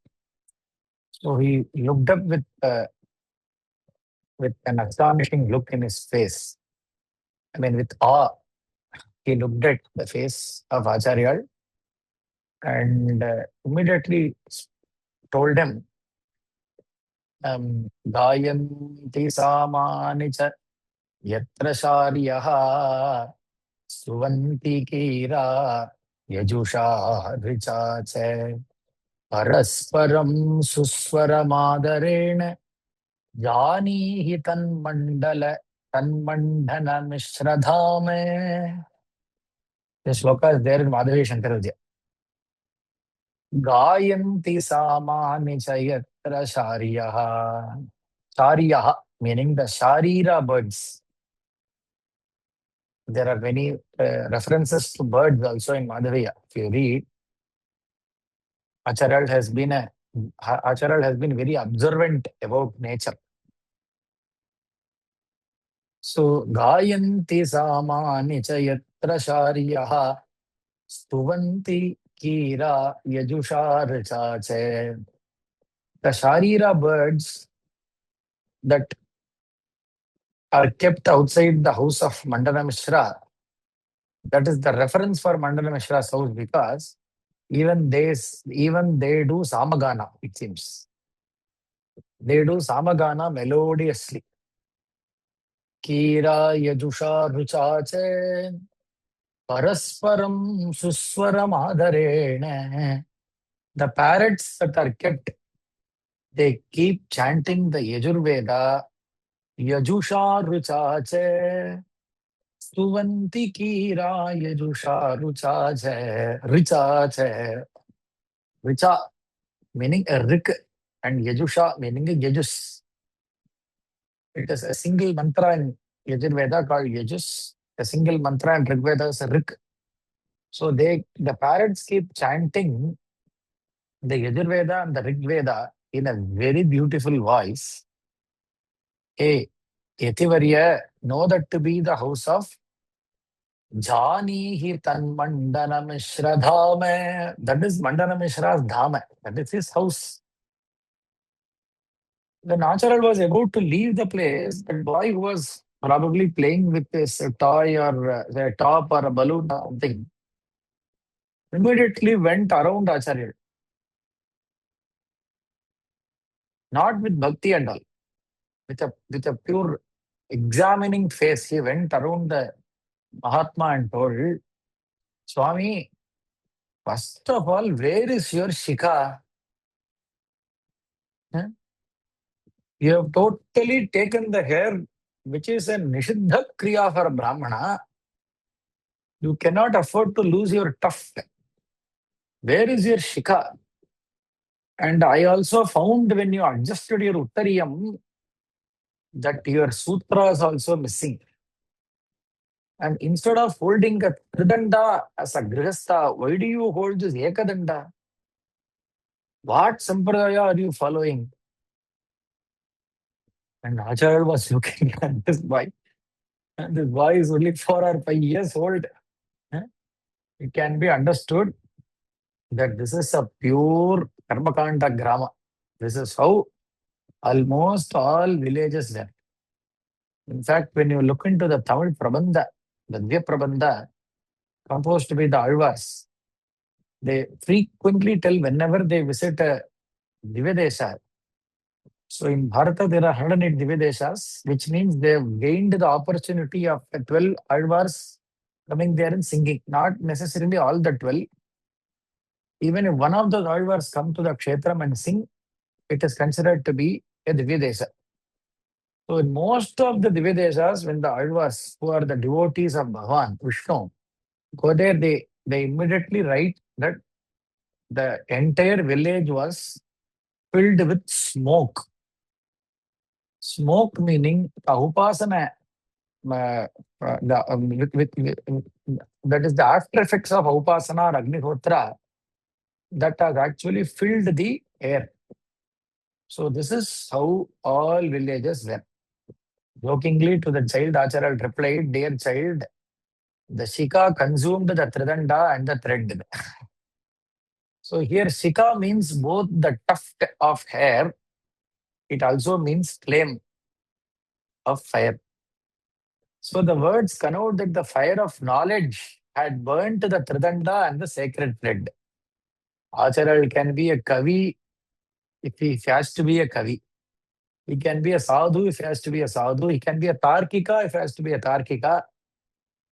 He can be anything because that is why we call him a sarvajna. So Acharya, what do you call? The small boy who might not be able to follow the meaning sweetly smiled at Acharya and immediately started running from there. Acharya also started walking towards the Agrahara.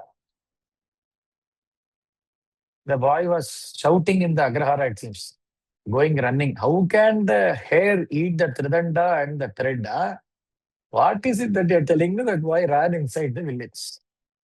Amazed at these words of this little boy, Acharya understood that he is only echoing the Jaiminiya Mimamsa. which is signifying the strong influences of karmanushtanas. Acharya understanding the turf he is now in, because he is in pure karmakanda turf. He is now not playing in home turf. He is playing away from home. Okay, he is probably in the enemy's paradise now, on a lighter vein. Okay, so Acharya walked slowly towards the house of Mandana Mishra. And he also heard the parrots slowly uttering the words of Vedas, like Yavad Jivam Agnihotram Juhunam. Do not leave your Agnihotra till you die. Agaraha Sandhya Mupasite. Perform your Sandhya Vandanas at appropriate time. All the Vidivakyas of karma that the parrots were uttering them. The moment Acharya saw those parrots uttering, he understood that it is Mandana Mishra's house. So Acharya, with all due liberty, went to the door and found the door was locked. He was performing his parents' Shraddha karma, it seems. So once the karma was over and in between the karma, when Acharya knocked the door, Madhavya Shankar Vidyam portrays it in a different way. Acharya uses his yogic power to enter inside the house. Okay, you consider it anyway. Acharya finally entered the house. That is the idea. Mandana Mishra told that in my house, Shraddha karma is going on, that you have come, Abhyagata Swayam Vishnu. Shraddha, we used to have a patram, a leaf for Vishnu. Sannyasis are commonly considered to be Vishnu Swarupa. That is why on the day of Sannyasa Swikaram, the Guru also places a Shalagrama in their head and do puja. So they are considered to be Vishnu Swarupa only. So they led Acharya inside, seated him, placed a leaf in front, served food and offered water for Parisheshana, etc. Acharya was very happy to see the Karmakanda Nishtas here. He was quiet all the way until the karma was over. And then they turned towards Acharya and asked him, what is the purpose of your visit? Normally, when yatis come, when sannyasis come, Diksha has to be offered to them. What is that you want?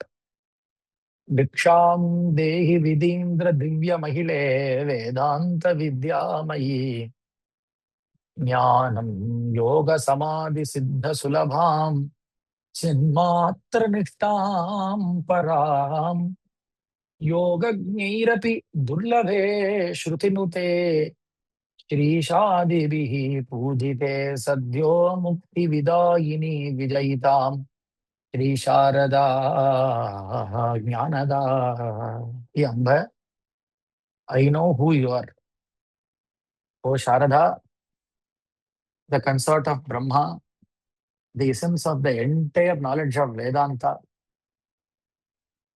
that is even rarely understood by the yogis, who is frequently worshipped by the gods like Vishnu and Shiva, and who grants instantaneous jnanam in the form of moksham to all. I don't want the bhiksha in the form of food, but bestow upon me the bhiksha of self-knowledge. Sadhyo mukti vidayini vijayitam Shri Sharada Jnanada. That is the bhiksha that he wanted. In fact, he has asked for a bhiksha to Mandana Mishra, telling him, give me Vada Bhiksha. Vada Bhiksha. What do you mean by Vada Bhiksha? He is calling Mandana Mishra for a debate in the most appropriate, respected way possible. So immediately Mandana Mishra told, even I heard that you would be arriving at any time through the other disciples of my Guru Kumarila Bhatta. So in a way, even I was ready for this debate. And they both were talking. Who will be the adjudicator or the judge for this debate? And immediately Mandana Mishra told, let Ubhaya Bharati be. Ubhaya Bharati be the judge. See who happens to be the judge. The judge is Mrs. Mandana Mishra. That is how I have to tell. It is his wife. Look how open-hearted Acharya was to immediately agree upon that. He immediately told, okay, let it be. Because that is why I laid a seed in a sloka by telling Acharya has already understood who she is. So he also agreed upon that. And I have a very peculiar way of visualizing this debate. Normally, when you look into photos of this debate, you used to see Ubhaya Bharati sitting in middle of Mandana Mishra and Shankaracharya and the debate going on. That is how most of the pictures would depict it. But this is solely my way of interpreting. So you may very well go with the picture or the depiction in Madhaviyan, that is fine. But when you meditate upon something, now you will get some, uh, what do you call it? Some deeper visualization. I always would imagine Ubhaya Bharati was busy inside the kitchen and always had an ear with respect to what was spoken in the hallway. Because once the debate has started, and if Ubhaya Bharati would have sat there for the debate, immediately after the debate, Mandana Mishra would have turned towards Ubhaya Bharati and asked, is Bhiksha ready? Because it has to be her who should cook. In her sanidhyam only, the men were able to consume the Vedic knowledge and perform the yajnas in the proper way. Normally, people used to ask, is it the headache of the women to cook? With all due respect, we would like to say, yes. Why? Because if you don't cook, our hearts will get spoiled instantaneously. It is with the matru swabhava, it is with all what you called satsankalpa that you have while you cook, is actually propagating the Vaidika dharma that men are able to take forward. So this is a joint effort. If the proper person is not cooking, then if at all if the proper person is not cooking, then people have to look out for other options where they don't have any guarantee with what state of mind the other people are cooking the dish. So that is enough. Instantaneously it gets spoiled. Tomorrow, till today, if this person was doing Sahasra Gayatri, tomorrow he'll feel, can we complete it by 500 or 250 or 108? Where will that wish come from? It came from yesterday's food. So Ubhaya Bharati, who was by herself an Anushtata of Karma Kanda, I always visualize she was busy in the kitchen, but always had an ear on the hall. If there is some sort of interpretation required, she'll just wash her hands and come. Can you repeat that point? She'll again ask. Let it be Acharya or let that be Mandana Mishra. It has to be so casual. I wanted to make it so casual. It was just a part of day for her. It did not require any special preparation. It did not require any special notes. Just like our Acharya used to come for Vakyartha Sadas, Ubhaya Bharati would have started there without any tension, without any special preparation. So natural it was for her. Not to participate in a Sadas, but being the Adhyakshaka of a Sadas. Imagine the Gambhiryam of Ubhaya Bharati. She is only one sample, that's all. You imagine how the Bharatiya Mahila is. This is only one sample, that's all. And the debate started. And there is one more katha also here that even our Sannidhanam frequently refers, that she also recommended both of them wearing a garland made up of flowers. And this is psychological. Why? Because the one who gets tensed, naturally the body will produce a lot of heat. If the body produces a lot of heat, their garland will get dried up soon. So one who is feeling the tension has almost lost it. If it is not natural, they have almost lost it. So there is this very nice teaching of Richard Feynman, actually, a famous physicist from the West. He used to tell, if you are not able to simplify something, it means you've not understood it. You should be able to present it in a very simple way. So all these Vakyartha Sadas is that who it is actually the competition between two people who have understood the Vedas better. That is absolutely this competition. One has interpreted by telling that the Karma Kandas are the primary focus of the Vedas. One is trying to argue that no, the Brahma Kanda or the Upanishad Bhaga are the primary focus. So the argument starts. Acharya makes the open debate since he is a sannyasi. Acharya told, hey Mandana Mishra, the Vedas consisting of two bhagas predominantly, Karmakanda and Mokshakanda, the Karmakanda's presence is there to prepare oneself for the Mokshakanda. So you have to make your opening remark. Mandana Mishra presented the Shastra in a great depth and profundity.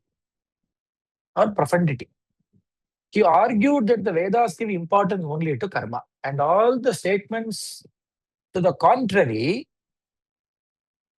like contrary meaning whichever statement of the Vedas is not prescribing a karma, or only hyperboles or arthavada. What does he like to emphasize? I'll just make one point. I have a lot to cover today. If I enter into this conversation, I'll never be able to come out of it. I'll just make one point and go further. We often refer to the Vedas as Veda Vakya. Is there a Veda Vakya proving this? That's a common question that we ask. Now, what do you mean by a Veda Vakya? Vakya is a sentence. If you consider a sentence, what happens to be the heart of a sentence? A verb. What does the verb emphasize? It emphasizes an action.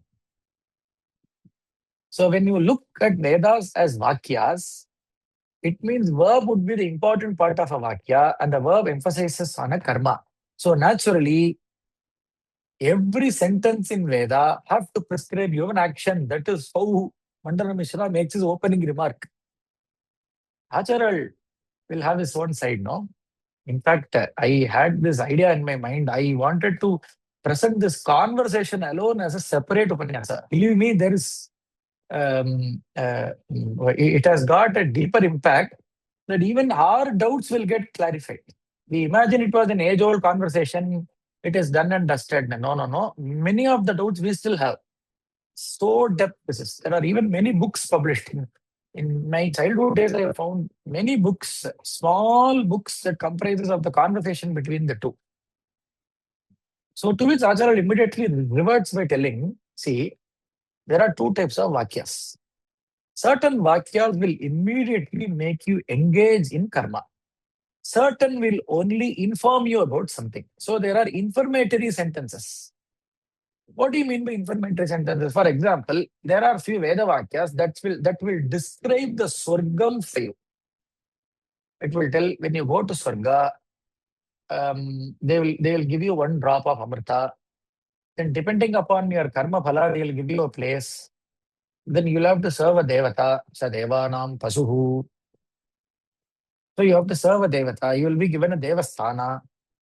And then once the punyam is over, they'll push you off. Likewise, there are descriptions of Vedas and of Swargas. And in a separate bhaga, they will tell you this yagam will give you the Swarga phala. So these verses that came upfront were only giving you a description of something. It was only informing you.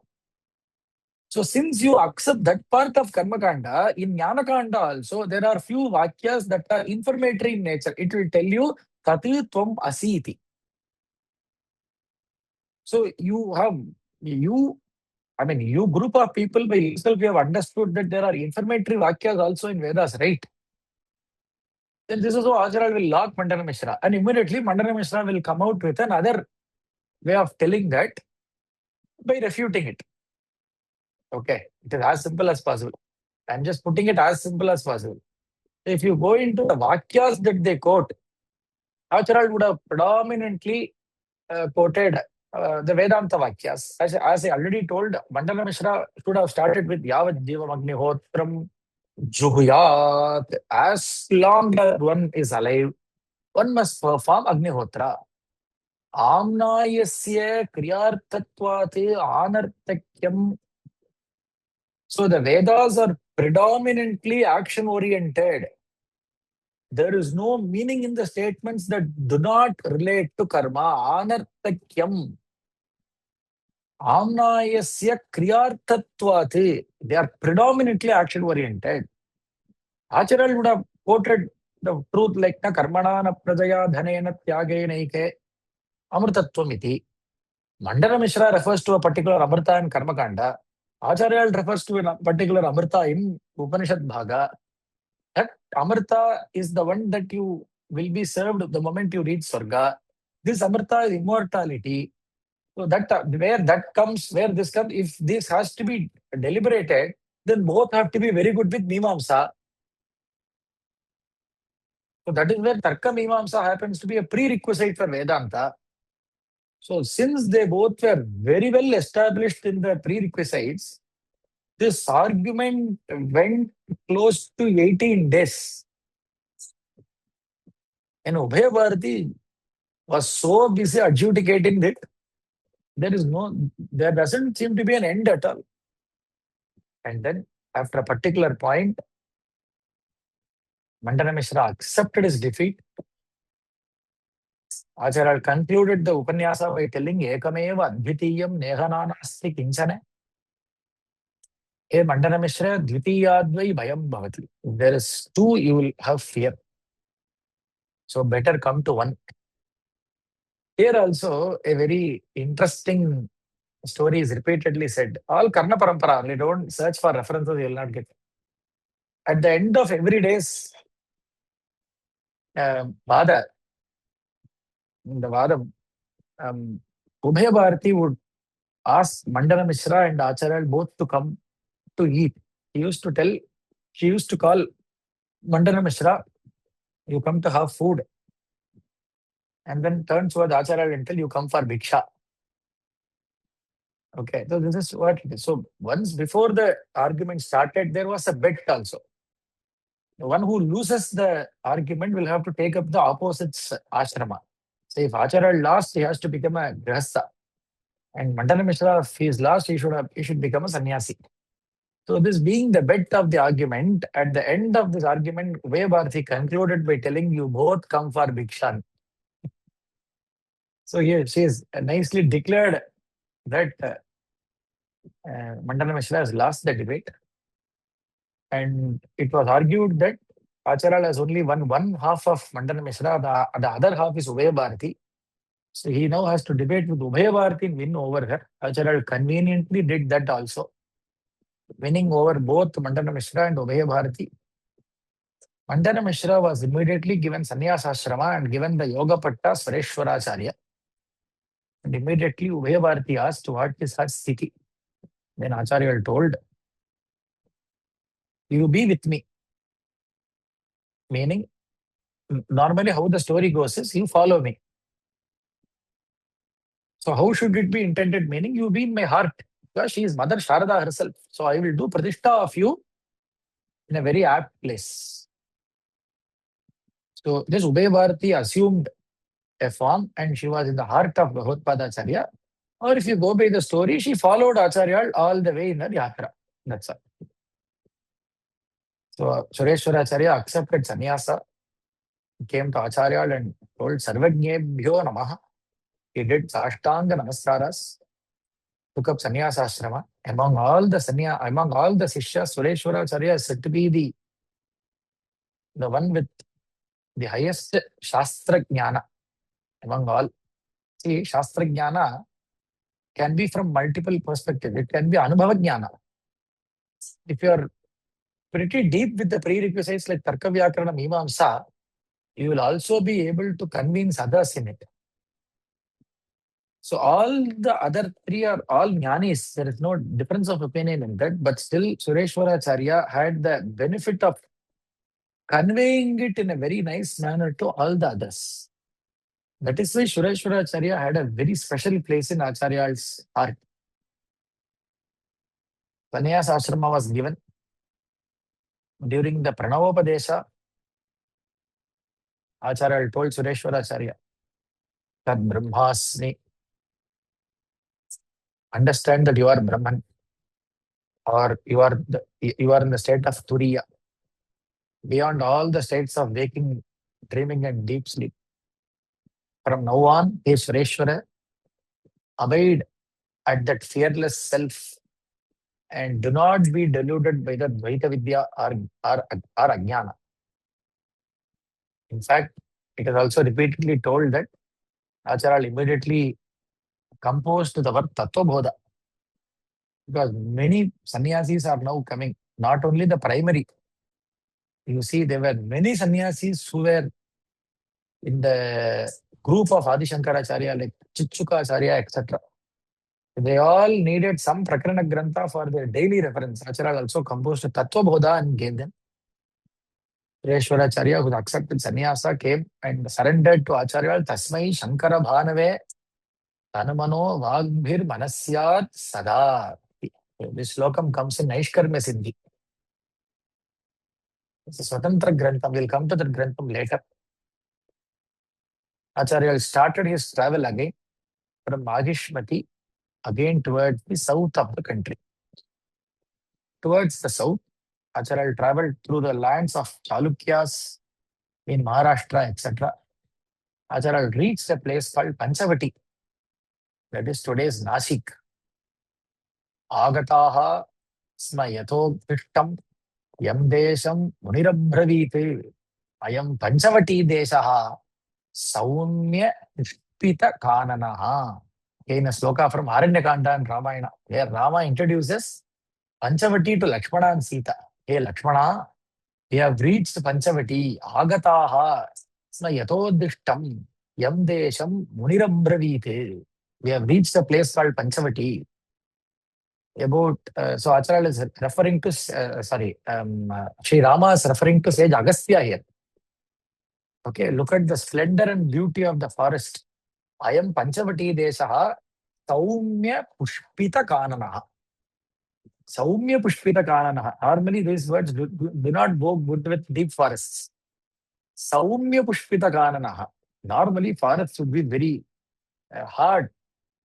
Especially Dandakaranyam was considered to be one of the toughest forests to go beyond. Acharya proceeded from Panchavati and came to Triambakeshwara temple.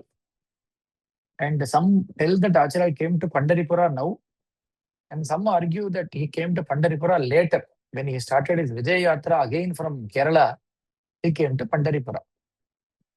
So anyway, from Maharashtra, Acharya entered into Andhra Desha. Acharya entered a forest which was very deep and told the disciples that this place is called Sri Shailam.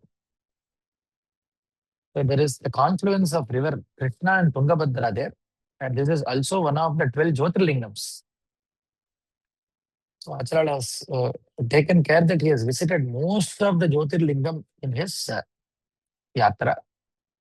Sitting here, Acharya did worship Parameshwara there. And then he did not stay among the people. In the nights, Acharya used to go deep inside a forest and sit inside the forest. Few disciples like Padmapada, etc., were there with Acharya for doing Kainkaryam. Acharya was writing something. When they approached and saw Acharya was keeping down the slokas, Padmapada happened to see one of the slokas. Ankolam nija bija santati rayakkanto palam suchikaga sadvi naiva vibhum lata kshutirugam sindhu saridvallabam.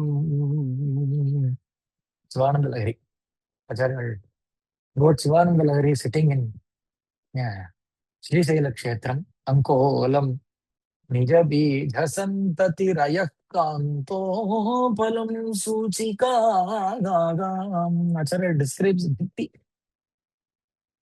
This Sotram, you will find it drifting Bhakti out. Ankovalam Nijabhija Santatihi. There is this tree called Ankovalam. When you happen to separate the roots of this Ankovala Vriksha and even put that aside, it will find its way to go back to the roots and stick. Similarly, you put me down into samsara and you made me separate myself from you. Let my heart behave like Ankola Vriksha and come back to you. Ankolam. Nija bija santatiraya kantopalam suchika. Just like iron attracts, is attracted towards the magnet. Let my heart be attracted towards you. Sadvinaiva vibhum latakshituruham sindhu sarivallabhau. Just like rivers are attracted towards the ocean, just like a pativrata is attracted towards her husband, let me also be always attracted towards you. Acharya also refers to Kannappa Nayana, a very famous Nayanmar. Among the 63 Nayanmars, Kannappa Nayana is very famous. Acharya refers to Kannappa Nayana and tells that Bhaktin Kim Akaro. What can Bhakti not accomplish? So Acharya concluded, Sivananda Lahari sitting there. There were several groups who were primarily tribals. Some of them were tribal, some were living along Divya Kshetras like Pasupata, Virachara, Shaiva, Chapta, Maheshwara, and Kapalikas.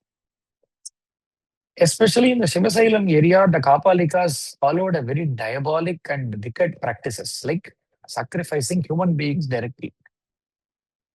Among the available Kapalikas, now it was headed by a person called Krakacha Bhairava. He was the leader, he was young and enthusiastic, and in his council he had senior Kapalikas like Ugra Bhairava. And these Kapalikas had a discussion among them telling that, see, if a person examines our tradition with strength, we can beat him, we can kill him.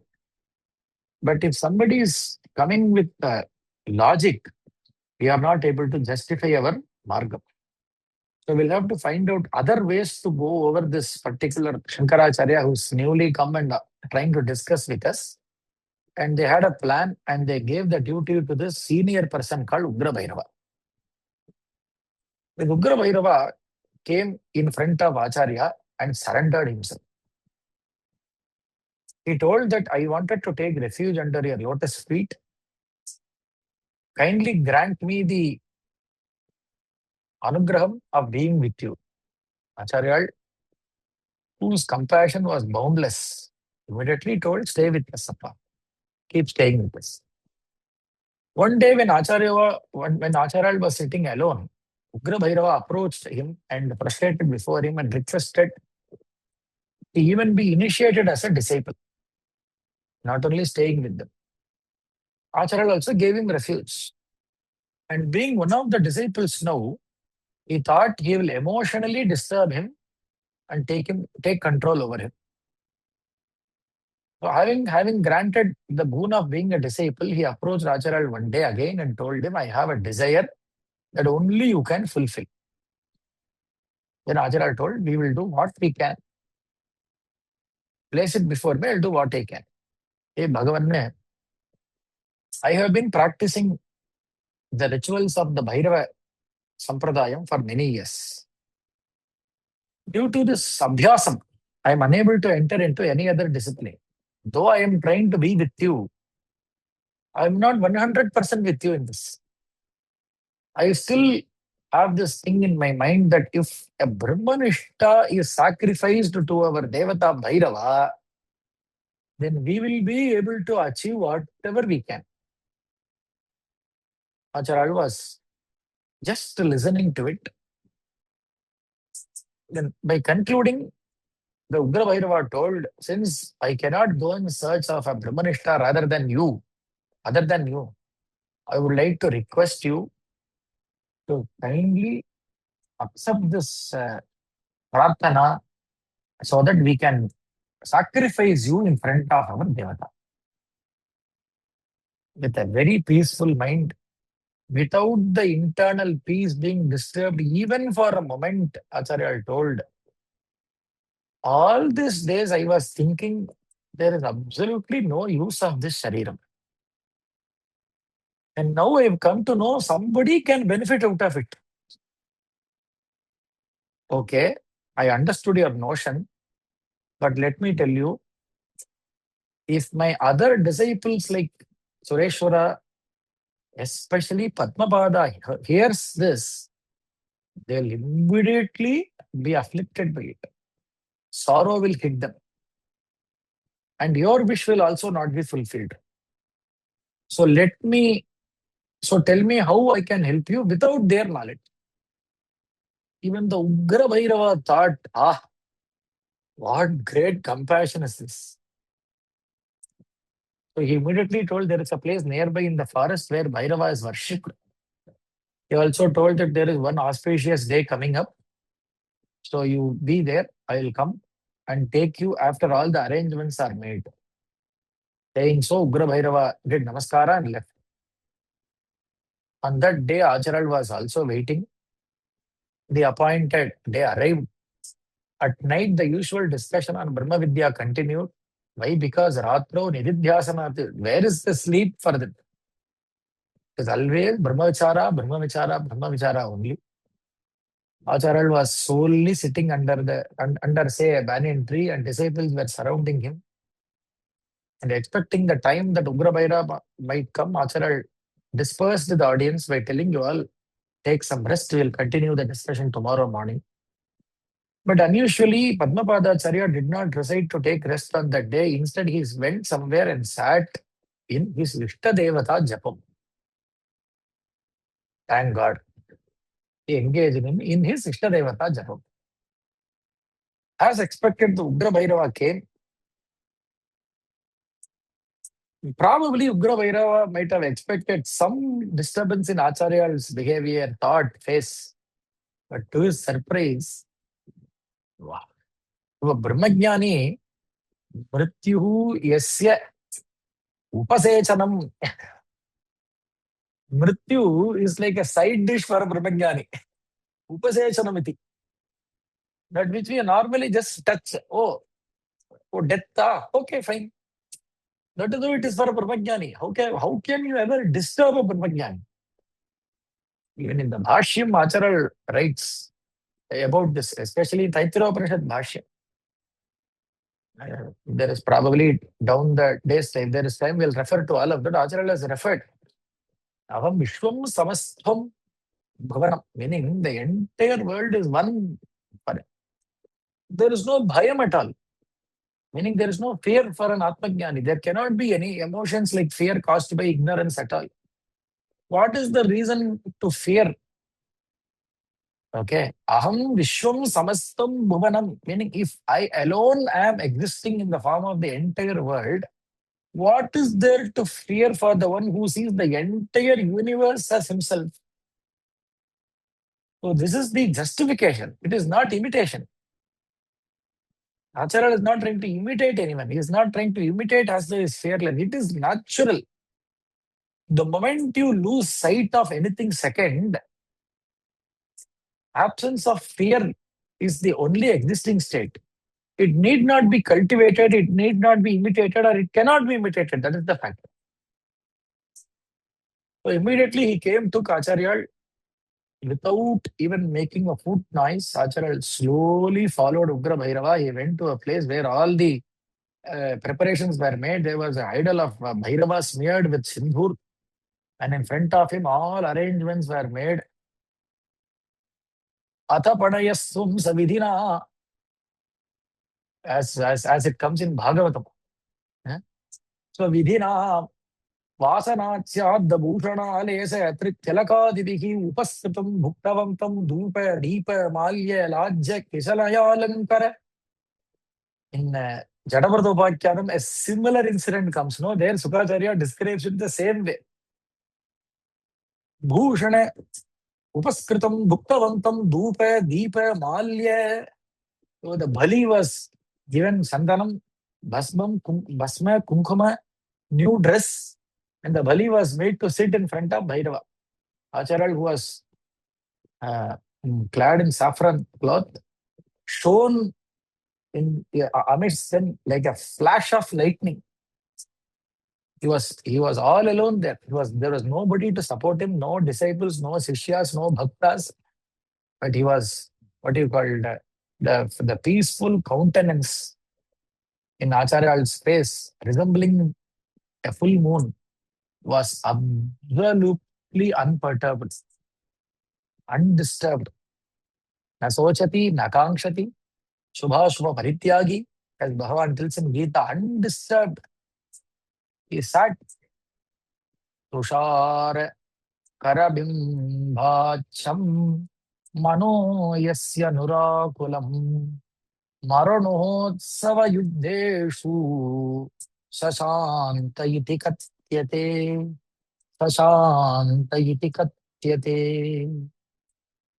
A yogi whose mind is calm and absolutely cool, like that of a full moon in the autumn season, whether it be death, marana utsava yuddheshu. This sloka is from Yoga Vasishtha. So whether it be death, marana, whether it be any festivity, utsava, or let it be even war, let it be yuddheshu, sashanta iti katyate. That yogi has really attained the inner peace. Vasishtha declares it to Rama. Acharya was sitting there at that very moment. Padmapada, who was doing his Itta Devata Japam, who was absorbed in dhyana meditation, suddenly got up prompted by an intuition and went straight to Acharya's quarters, or probably a cave in which Acharya might have lived. Not finding his guru there, he was alarmed. He impulsively started chanting the Nrsimha mantra as he was initiated into Nrsimha mantra only. He was taken by power. He was possessed, as that word can be used. The Nrsimha Murti manifested with tremendous power in Padmapada, and immediately he generated a tremendous roar which shook the entire neighborhood. And from there was no Padmapada, it was only Nrsimha. And all the devotees came running. The face of Padmapada has undergone a drastic change with eyes emitting fire-like opulence. Sureshwaracharya, who was adept in Shastras, was even frightened by the look of Padmapadacharya, as we can say. He gathered every other disciple and saw Padmapadacharya was walking fiercely towards Acharya. All the others were searching, but Padmapadacharya, as though he knew exactly where he was, he started walking towards the depths of the forest. He entered an area where it was pitch darkness. Nobody knew where they are going, but Padmapadacharya swiftly reached the spot where this horrifying event was happening. Meanwhile, the Ugra Bhairava, who has made Acharya lie down on the sacrificial, say, Peetham or something, and he was ready to offer it down, and a tremendous roar, or we call it a Simha Garjana, was heard by Ugra Bhairava. He did not know how to react. He thought some lion is roaring from inside the forest. He thought of continuing, and he felt somebody stood by his side. He turned towards his right, Ugra Bhairava, to his absolute shock. Padmapadacharya was standing there. Only to name, I'm calling him Padmapadacharya, but it is like Sambha. From the Stambham, as he came for Prahlada, he has come out of Padmapada today. That's all. Satyam vidhatum vijabhritya bhashitam vyaptim cha bhuteshu ta akileshu tatmanaha adrishyatam adbhuta rupam udvaganye stambhe sabhayam na mridham na manusham. Saptamaskandam Bhagavatam. As Nrsimha Prabhu appeared for Prahlada, he has now appeared for Acharya. This Ugra Bhairava shuddered with fear on seeing Padmapadacharya standing right in front of him with fairy eyes and with a frightening expression and a terrible form. He again gave up a wild roar. Padmapadacharya let out a thunder like deadly mystic syllable. The Hunkaram that should have shocked this Ugra Bhairava terribly. Needless to say, what followed, Padmapadacharya demolished the entire arrangement. He tore apart everybody who was there to give this Brahmajnani as a bali. Just like Bhadrakali appeared for Jadabarda, Lord Nrsimha has appeared for Bhagavatpadacharya. And even after this horrific incident, Nrsimha was still prevalent inside Padmapadacharya. Acharya sat in front of Padmapada and with joined palms, Samsaradhikara Karindra Karabhidata Nishpidhyamana Vapusha Sakalartinashe Prana Prayana Bhavabhiti Samakulasya Lakshmi Nrsimha Mama Dehi Karavalambam Shrimat Payonidhi Niketana Chakrapane Bhogindra Bhoga Manirajita Punya Murte Yogi Shashwata Charanya Bhava Pipote Lakshmi Nrsimha Mama Dehi Karavalambam. Acharya sat with joined palms in front of a Sishya in whom Nrsimha was seen. Whenever I meditate upon this scene, I used to see another incident, just a resemblance of this. If anybody is familiar with the Guru Parampara's incidents, history repeats itself. When Jyeshta Mahasannidhanam took Nrsimha Mantropadesa from his Guru, Jagadguru Chandrasekhara Bharati Mahaswamihal, a very similar incident again happened. Whenever I used to do that Upanyasam, this incident will pop up. Whenever this Upanyasam happened, that incident would pop up. The Guru seeing Nrsimha in the Sishya that we read in Yoga Enlightenment Perfection, see, this is already available in the Parampara.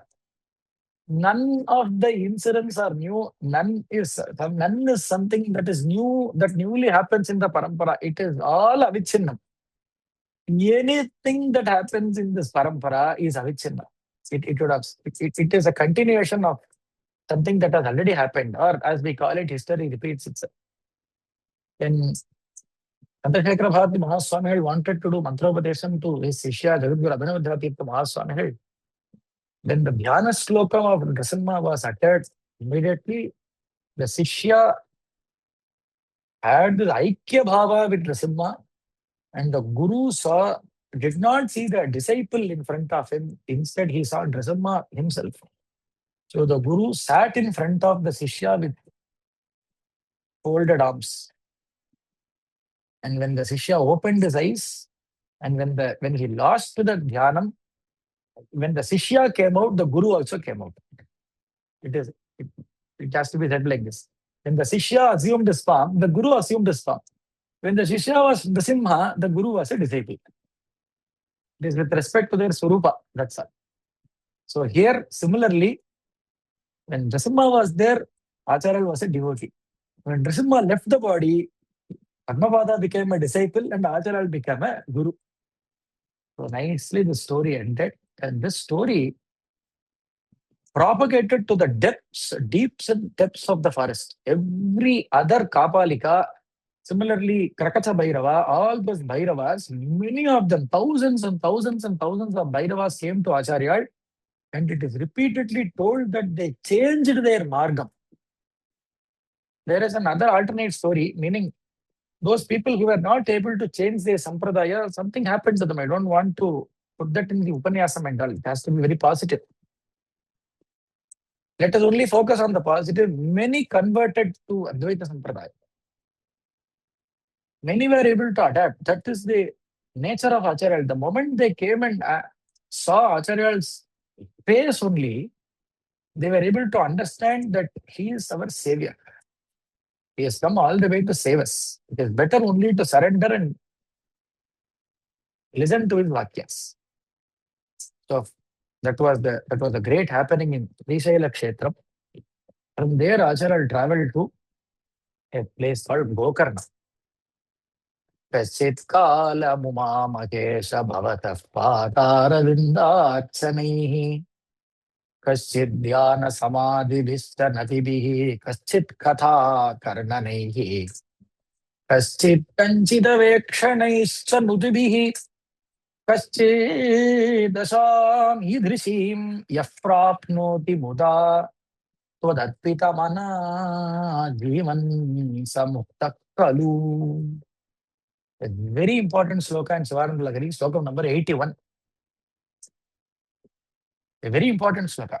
See, Acharya says that one who offers flowers, Kaschitkala Uma Mahesha Bhavata Padara Vindarchanaihi. One who offers flowers at the feet of Parmeshwara, even for a while, not throughout his life, Kaschitkala, for a while, who is observed in meditation and samadhi for a while, Kaschit dhyana samadhi bischa natibihi kaschit katha karnanaihi. One who does namaskara in front of you for a while, who speaks about and listens to the story of Bhagavan, He Prameshwara, of you for a while. Kaschita deva kanaischa nutibihi. One who is able to visit a temple and glorifies the gunas of the Lord for a while. Who thus spends all his waking hours in various forms of worship and surrendering himself to Hey Parameshwara, to yourself. Acharya concludes by telling, Yaha prapnoti muda todarpita mana jivan samukta kalu. He is indeed a jivan mukta. Jivan mukta is a word that we normally conclude with an atmajnani who is in samadhinishta alone. Acharya is giving a point of intersection with bhakti here. This is the revolutionary act, actually. You have to focus on this sloka. See, I'm just struggling with time, that's all. All the waking hours, if you are able to spend hours, all your waking hours in various forms of worship and surrender yourself to Bhagavan, he is indeed a Jivan Mukta. It's very surprising, Acharya, to tell. The importance that Acharya has given to Bhakti in Shivanandalagari comes out. The sthanam that Acharya has for Bhakti in his heart. So Acharya stayed there, worshipped the Gokarneshwara with respect to few slokas from Shivanandalagari and few others, Shiva Stotras. Tasmai namah paramakarana karanaya Dito jvala jvalita pingala lochanaya Nagendra krita kundala bhushanaya Brahmendra Vishnu Varadaya Namah Shivaya. Shivashtakam. In Gokarna Kshetram, a lot of people under the head of Nilakanta who belong to the Pasupata Matam came and met Acharya. They have made their own compositions in the name Shiva Tatpara Brahmasutra Bhashya. This is the Pasupata interpretation of Brahmasutras. And there were many disciples of this Nilakantacharya. Nilakanta is repeatedly not told to argue, he should have not directly engaged in an argument. Instead, we see one Shri Haradatta who has met Acharya and started to argue. And soon Haradatta was found losing his ground. And Nilakanta also came and started discussing it with Acharya. He did not come for argument. He also discussed it by telling, see, in Saiva Siddhantam, especially this Nilakantiyam in the south is Saiva Siddhantam with only slight modifications. He comes to Acharya and tells that, see, Bhagavan, Saiva Siddhanta explicitly states that the true meaning of I is Shiva himself. So it is existence, consciousness, bliss, Sat Chit Ananda. That is how Satchidananda is described in Saiva Siddhanta. Acharya tells, yes, you are right. Shruti describes Shivam and Advaita in the same sense. The problem is when you bring in Shivan, that is the problem. If you bring in Shivam, there is no problem. Sivam. Shivam is Advaita. So, but Shivam is synonymous with Brahman of the Upanishad. Of course, the Lord Shiva is an ideal form of worship, upasana. That is all accepted. But we fully agree with that. There is no problem. But the Shruti also states that Nedam Yedidam Upasate. What do you mean by Nedam Yedidam Upasate? The nature of the self is different from the object of worship. So it has to be different from Shivan whom you worship. That is why we tell it is Shivam. They immediately accepted it. And the majority of Pasupata mathas got converted to Advaita matam. What do you mean by conversion? Is there a process for conversion? Nothing. They just accepted Advaitam, that's all. What should you do to accept Advaitam? You have to open to Advaitam. You have to open up to Advaitam. You still have to follow your Sampradayam. You still can follow your Ishta Devata. You still can follow the Veda Vachanas, but have an overall idea in the mind that you do all that for the sake of Chitta Shuddhi and come to the Upanishad Bhaga to attain the actual original knowledge. Acharya, who left Gokarna, came to a place called Hariharapura, which is today called Harihar. You see this place frequently visited by our Acharyas also, the current Acharyas in their Vijay Yatras. Here the Murti is Shankara Narayana. Harihara Dvaitatmikam Bhaktim Prayatsa. Acharya should have prayed this in front of Bhagavan. Give me Harihara Abheda Bhakti.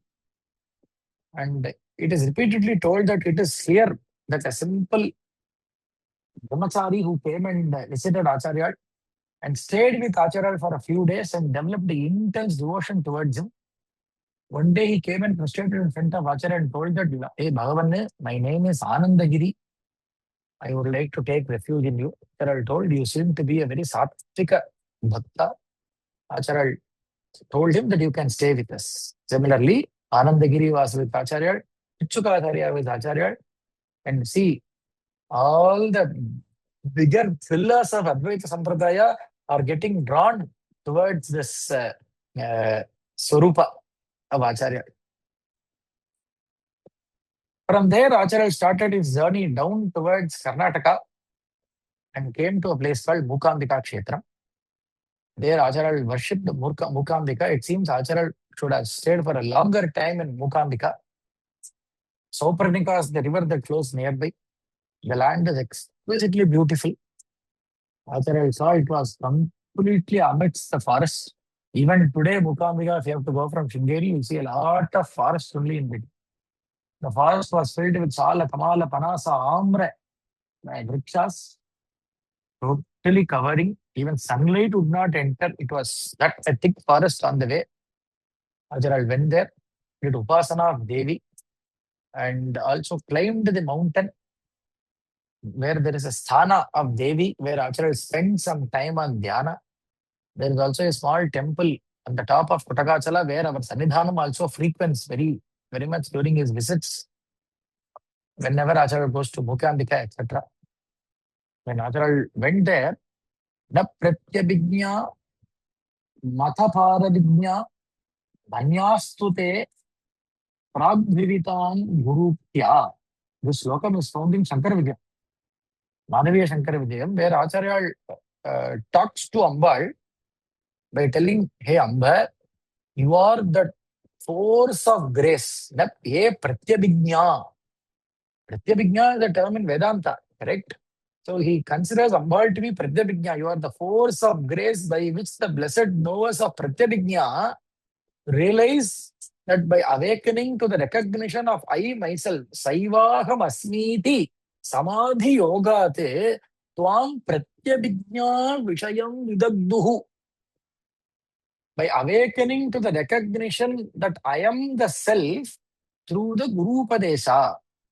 So this being a Vidyasthana, Mukambika is a Vidyasthana. In fact, it is also told that when Acharya came there, Ambal was exhibiting her Ugra Shakti, and Acharya did some tapas and did some pratishta there so that Ugra Shakti comes out. I mean, is not seen by everybody, and Vidya Shakti is prevalent. So Acharya stayed for should have stayed at least for a few days there, and completely worshipped Devi, okay, of Mukambika, and again started his journey. From there, again it was forest. Even today, you do this yatra through this route, it is completely forest only. Acharya arrived at a village called Shribali, which is famous for its Agnihotri Brahmanas who lived there at that time. There were a lot of people here who came to have darshan of Acharyas. There was a temple of Parvati Parameshwara that was there in the middle of the village only. Normally, every village will have a Hari temple and a Hara temple. So that is why it is called Harihara Haram. When you look into the root of this Agraharam, it has to be Harihara Haram. In one end, you will have the Vishnu temple. In one end, you will have the Shiva temple. Most of the Agraharas. So it was a chain of houses. In both ends, you have two pearls, like Hari and Hara. So Acharya had darshan there, and one Brahmana with the name Prabhakara came and had darshan of Acharya. He came with his family. He also brought his son, who was only 13 years old, in front of Acharya and told Acharya that this boy appears to be pretty dumb. He will not revert to any questions posed at him. He is repeatedly understood to be a child who's not a normal child. That is all that they were able to understand about him. And Acharya told, bring him here. They brought that child. Acharya looked deep into the eyes of the boy. Kastvam Shisho. Who are you? Tasya kutoshi ganta. Kim namate tvam. Uta agatosi. Yetanmayoktam. Vada charbhakatvam. Mat pritaye. Priti vivardhanosi. Kastvam Shisho. It is not a new question. Kastvam-iti. It was the same question that Govinda Bhagavad posed to Bhagavad. Now he is just repeating it, that's all. Whatever his guru did to him, he is doing it to Sishya. Kastvam Shisho. Kasya kuto siganta. A Shisho, a child, he is 13 years old, but still Acharya uses the word, a child. Who are you? To whom do you belong? Where are you going? What is your name? From where have you come? Hey, Vatsa, my dear boy, respond to my questions and make me happy. I already am feeling boundless joy by only seeing you. Mat priyate priti vivardhanosi. I feel very happy only by looking at you. Now make me happier by talking to me. To the surprise of his parents, the parents who were staying one step ahead of the child in front of Acharya was about to convey, don't waste your time. He is not going to respond. For 13 years, we've been asking. He is not going to. That very moment they heard a divine, sweet voice, Naham Manushyaha, Nacha Deva Yakshau, Na Brahmana Kshatriya Vaishya Shudraha, Na Brahmachari, Na Grihi Vanastaha, Bhikshurna Chakam, Nija Bodha Rupaha, Naham Manushyo. Hey Acharya, I am not a man. I am not a devata. I am not an yaksha. I am not a Brahmana, I am not a Kshatriya, I am not a Vaishya, I am not a Shudra. I am not a Brahmachari. I am not a Grihastha. I am not a Vanaprastha. I am not even a sannyasi. But of the nature of pure awareness alone, I am. Nija bodha rupaha, Nija bodha rupaha, nimittam manas chakshuradi pravruttau nirasta kilo padiha akashakalpaha. रविर्लोकचेष्टा निमित्तं यथा यः न नित्योपलब्धि स्वरूपोऽहमात्मा. Yeah, Acharya, just as the sun illumines all the movements of the world, only by its mere presence, that it is able to enliven the mind and the senses. The eternal self, that is the Atma, that is free of all upadhi, meaning free of all limitations, all divisions, like the space, it is infinite, ever attained Atman, that is I am.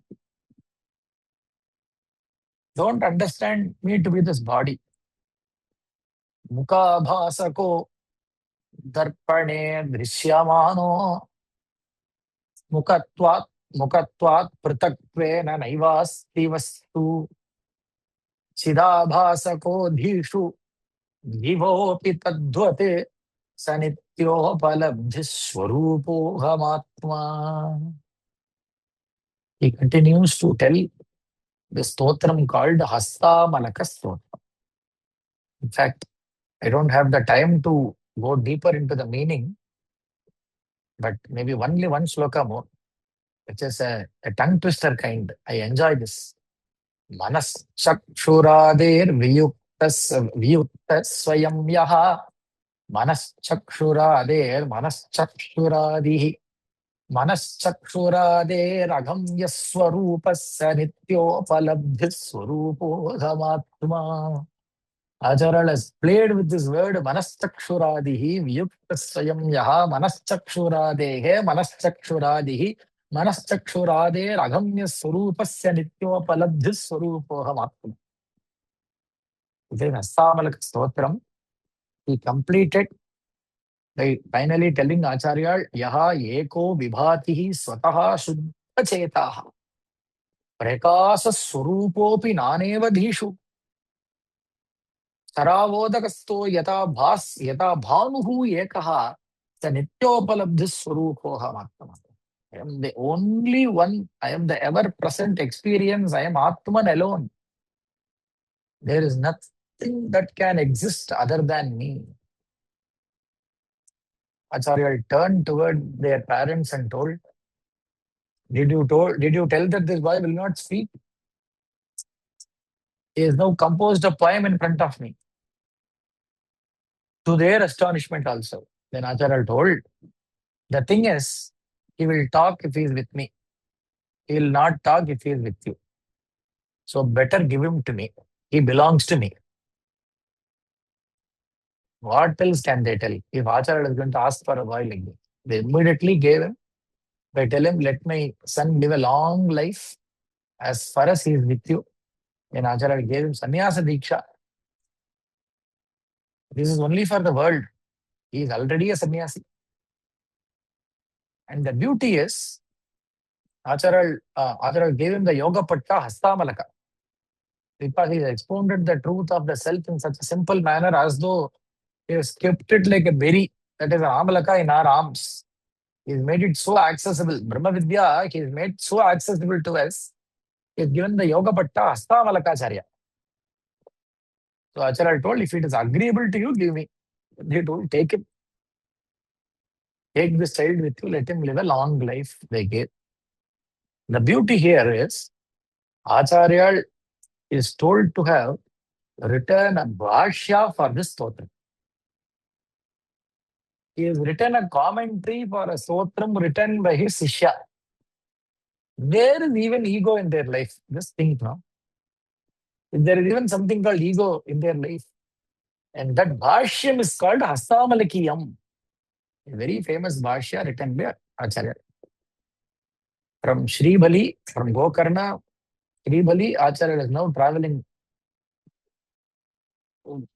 deep down into Karnataka and finally reached a very pleasant place called Sringeri, in the banks of river Tunga, or as it is called Tungabhadra in the Puranas, because the Puranas very specifically tell that it should not be differentiated. Tunga and Bhadra cannot be differentiated. Though they take two different paths, they have to be addressed as Tungabhadra only. In fact, it is even told that people who separate and tell this is Tunga will go to Naraka. So it has to be addressed as Tungabhadra, as it is repeatedly told in uh, the Bridavali of the Matham also. Tungabhadra Tiravasi iti. Many people have this doubt in mind. Geographically, there is only Tunga there. Why do we call it Tungabhadra? Though it is Tunga, Acharya has told very, very particularly that it has to be addressed Tungabhadra only, because the Puranas advise us to do so. So Acharya stayed in the banks of river. In fact, Padmapadacharya was very quick to identify and tell Acharya, I remember you telling us that in your Balya, during your childhood days, when you started your journey from Kalati to Omkareshwara, you referred to me that you've been to a village called Sringeri and you lost yourself in the beauty of Sringeri, and it is a place of solitude where a parampara, a jnana parampara has to be found. So innately a desire to establish a mud there arose in the minds of Padmapada through the mind of Acharya. Always the desire that appears in the minds of a jnani will immediately get transferred to the Sishya and it will attain its satyatvam. They will not carry away with the sankalpa. Something arises, it will instantaneously be transferred to a devotee. You better go there and do that. You better take up this project. You complete this. You do this translation. All this will be immediately given to a disciple immediately. So Acharya transferred it to Padmapada, and by now they now have the company of Rajas like Rajashekara and other kings who have now surrounded Acharya. Wherever Acharya goes, there are also few kings who come there and visit, and this wish was conveyed to them. And a beautiful temple where Sharadamba was built. And Acharya also installed a Sri Chakram in which Devi Sanidhyam was given. Where is this Devi Sanidhyam coming from? Again, it should be like a quiz. You all remember Acharya telling Ubhaya Bharati to be in his heart. That Sanidhyam from the heart is now taking a form, in the form of a Sri Chakra. Acharya did Pratishtha, Kumbhabhishekam, as it can be said, of Devi Sharada, and also established a matha here. And also looked at Sureshwaracharya and told, yeah, Acharya Varya, you better stay here. Maybe after all our yatra is over, you probably come here and stay here and propagate a dharma Vaidika sannyasa parampara from here on. And let this Sharadamba be here and bless you. So Vakshoja Kumbham Sudha Purna Kumbham Prasada Valambham Prapunya Valambham Sada Sendu Bimbam Sada Noshta Bimbam Bhaje Sharadambam Ajashram Madambam. Accidentally, I remember when Sachidananda Simabhina Dasamabhati Swami had found out Kaladi in the year 1910, he wanted to have a Sannidhi for Aryamba here, Aryamba and Shankara. But since Aryamba's image was not known in the Sampradayam, he installed Sharadamba's image instead of Aryamba, because Acharya here refers to Sharadamba as Madambam, my mother. So since Acharya refers to Sharadamba as Madamba, that is why Sharadamba is sitting in the place of Aryamba here. So when you visit Kalati, understand Aryamba and Sharadamba are one and the same. Katakshe Dhayardram Kare Jnana Mudram Kalabhir Vinidram Kalabhai Subhadram, Purasrim Vinedram, Purastungabhadram, Bhaje Sharadamba, Majashram Madamba. Even Acharya refers to this kshetra as it is in the banks of Tungabhadra Nadi. Lalamang Kapalam, Lasatganalolam, Swabhaktari Kapalam, Yasashri Kapolam, Parihetvaksamalam, Paradratnalolam, Bhaje Sharadamba, Majashram Madamba.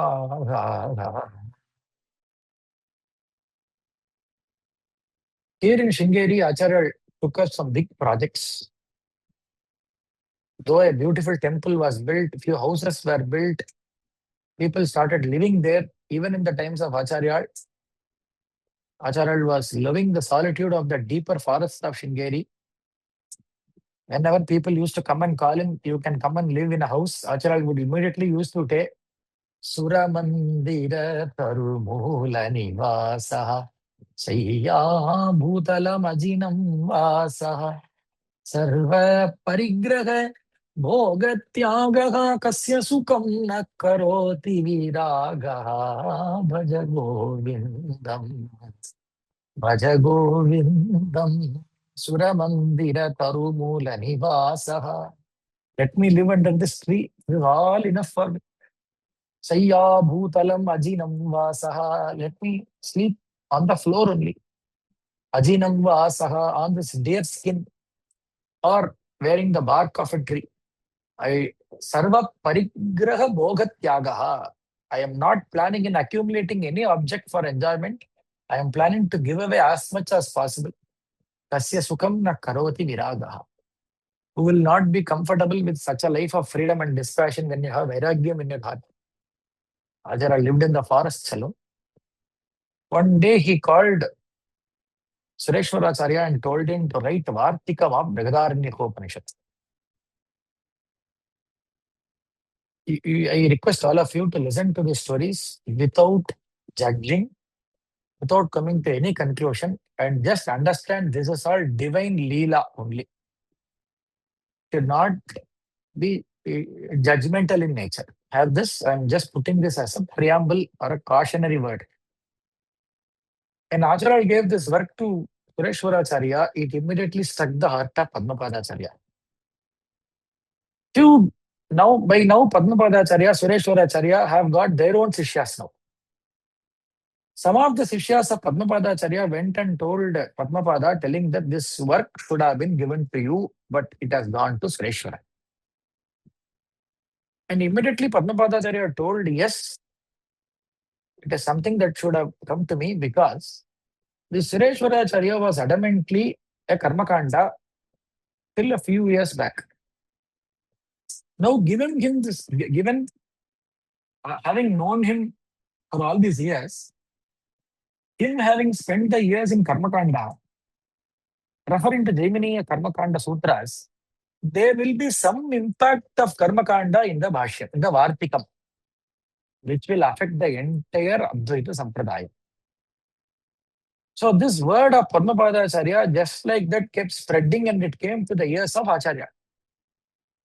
When something of this kind happens, it has to be settled immediately. So Acharya called both Sureshwara and Padmapada and told Padmapada, did you utter these words? Padmapada told yes.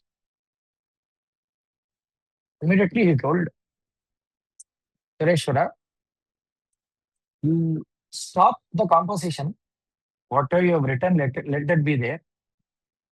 You go there and you go and write a grantha of your Swachanta Enna, meaning your Swachanda thought. Be independent. Don't follow my Bhashya. You don't have to write a Vartikam for my Bhashya. Be independent. Write anything that comes to mind. Having said so, immediately Sureshwaracharya did Namaskara and went away. And a few months passed. Let the story be on the side. Okay. Now Sureshwaracharya is writing something. In between this, there was a local student who came and joined Acharya by the name Giri. He is a local boy who was totally focused on Acharya rather than what Acharya teaches. So he used to come and sit in the class. He'll not take notes. He'll not refer to notes. He'll not look into the moolam. He'll only look into the beauty of Acharya. Normally, how a normal person sits in a Vakyartha Sadas in Sringeri, in Vakyartha Sadas, a local boy or a normal person goes and sits there. What will we observe? How beautiful my Acharya sits there. The way in which he interprets the Vakyas, the way in which he poses questions. We might not be able to completely appreciate the essence of the words that he uttered, but it is enough for us to look into the opulence that is produced from his face, right? Similarly, Giri was sitting. So Giri was sitting there appreciating the beauty of Acharya, meaning he was only looking into the Kainkariya bhavas. And one day what happened, the class started, Sureshwaracharya was there, Padmapadacharya was there, and Hastamalakacharya was there, and the fourth disciple was not there. And immediately Acharya told, Acharya came, sat there, and the disciples started. Om Shanna Mitra Shamuranaha Sanna Bhavatvaryama Sanna Indra Brihaspati. In Shanti Patam, they started. Acharya told, okay, it's only Shanti Patam, no. Let that go. So the moment Shanti Patam was over, they all looked at Acharya's face to start the Patam. Then Acharya asked, where is Giri? One of the disciples told, what difference does it make Giri being here and Giri not being here? Anyway, he is not going to understand anything. Acharya's heart got stung by this word. He immediately turned towards the disciple and told, have you not read the Veda Vakyam Nayamatma Pravachanena Labhya Na Medhaya? Pravachanena Na Labhyo Na Medhaya. Have you not read the Shruti Vakyam telling that the Atman cannot be attained either through discourses or by mere intellect alone? Saying so, Acharya turned towards the direction where Giri is expected to come from.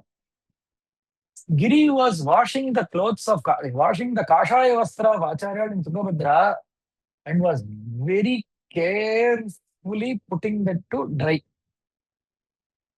The moment Acharya looked at Giri, Acharya went to trance. He was in Samadhi. He was just giving the Anugraha Kataksham to Giri. That very moment, Giri felt the Anugraham in his heart and felt an internal opening to Vidya Shakti. The Vidya Shakti that was dormant inside him was at the moment of Anugraham doomed inside him, dawned inside him. Immediately the Anugraha Shakti opened up. And from that very moment he saw Acharya, and Acharya looked at Giri from here. He did not expect, but there was a flow of vakyas that came running out of his words. He started uttering the sloka, Vidhita Kila Shastra Sudha Jaladhe Mahitopanisha Prathitartha Nidhe Hridaye Kalaye Vimalam Charanam Bhava Shankara Desikame Saranam Karuna Varunalaya Palaya Mam Bhava Saghara Dukka Vidhuna Hridam Rachaya Kila Darshana Tattvavidam Bhava Shankara Desikame Saranam. In Totaka Vrittam, he sang this and came running towards Acharya just like a boy would come towards his mother. Did Namaskara. He sat in the class. To the astonishment of all the devotees, it is all it takes for a guru to bless a disciple. That's all. It is all, this is what it is going to take. Today it was Totakacharya, tomorrow it is going to be us. That's all. Be going there, be in front of the guru. You don't know when will this dawn inside us. But one Karuna Kataksham and one Sankalpam, let him attain this, that very moment we will attain it. No doubt in it. So now Acharya is sitting with 4 disciples, Totakacharya, Hastamalakacharya, Padmapadacharya and Sureshwaracharya. The famous image of Acharya in our minds has now come to reality. Acharya is now with his 4 disciples.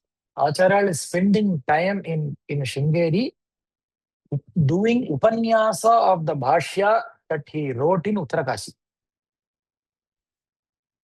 We'll end today's upanyasa here. Acharya is peacefully doing upanyasam in Sringeri. That Acharya will be in Sringeri for today. Okay. Tomorrow we'll continue with the story that he left in half with respect to Padmapadacharya. And tomorrow will be the last day of the satsanga. Acharya is going to take a very quick tour around the country again and is going to do Sarvajna Pitharohanam in Kashmir and have Videha Kaivalyam, or it can be Antardhanam in Kedaranath tomorrow. So we'll have a lot to cover for tomorrow because there are a lot of Prativadis, the other Matastas. Those people will come and they'll argue. And let us see how far we can go into those discussions. We'll predominantly focus on Acharya and Acharya's Upadesam for tomorrow and conclude it by tomorrow. Hara Namah Parvati Pataye Hara Hara Mahadeva Sadguru Maharaj Ki Jai.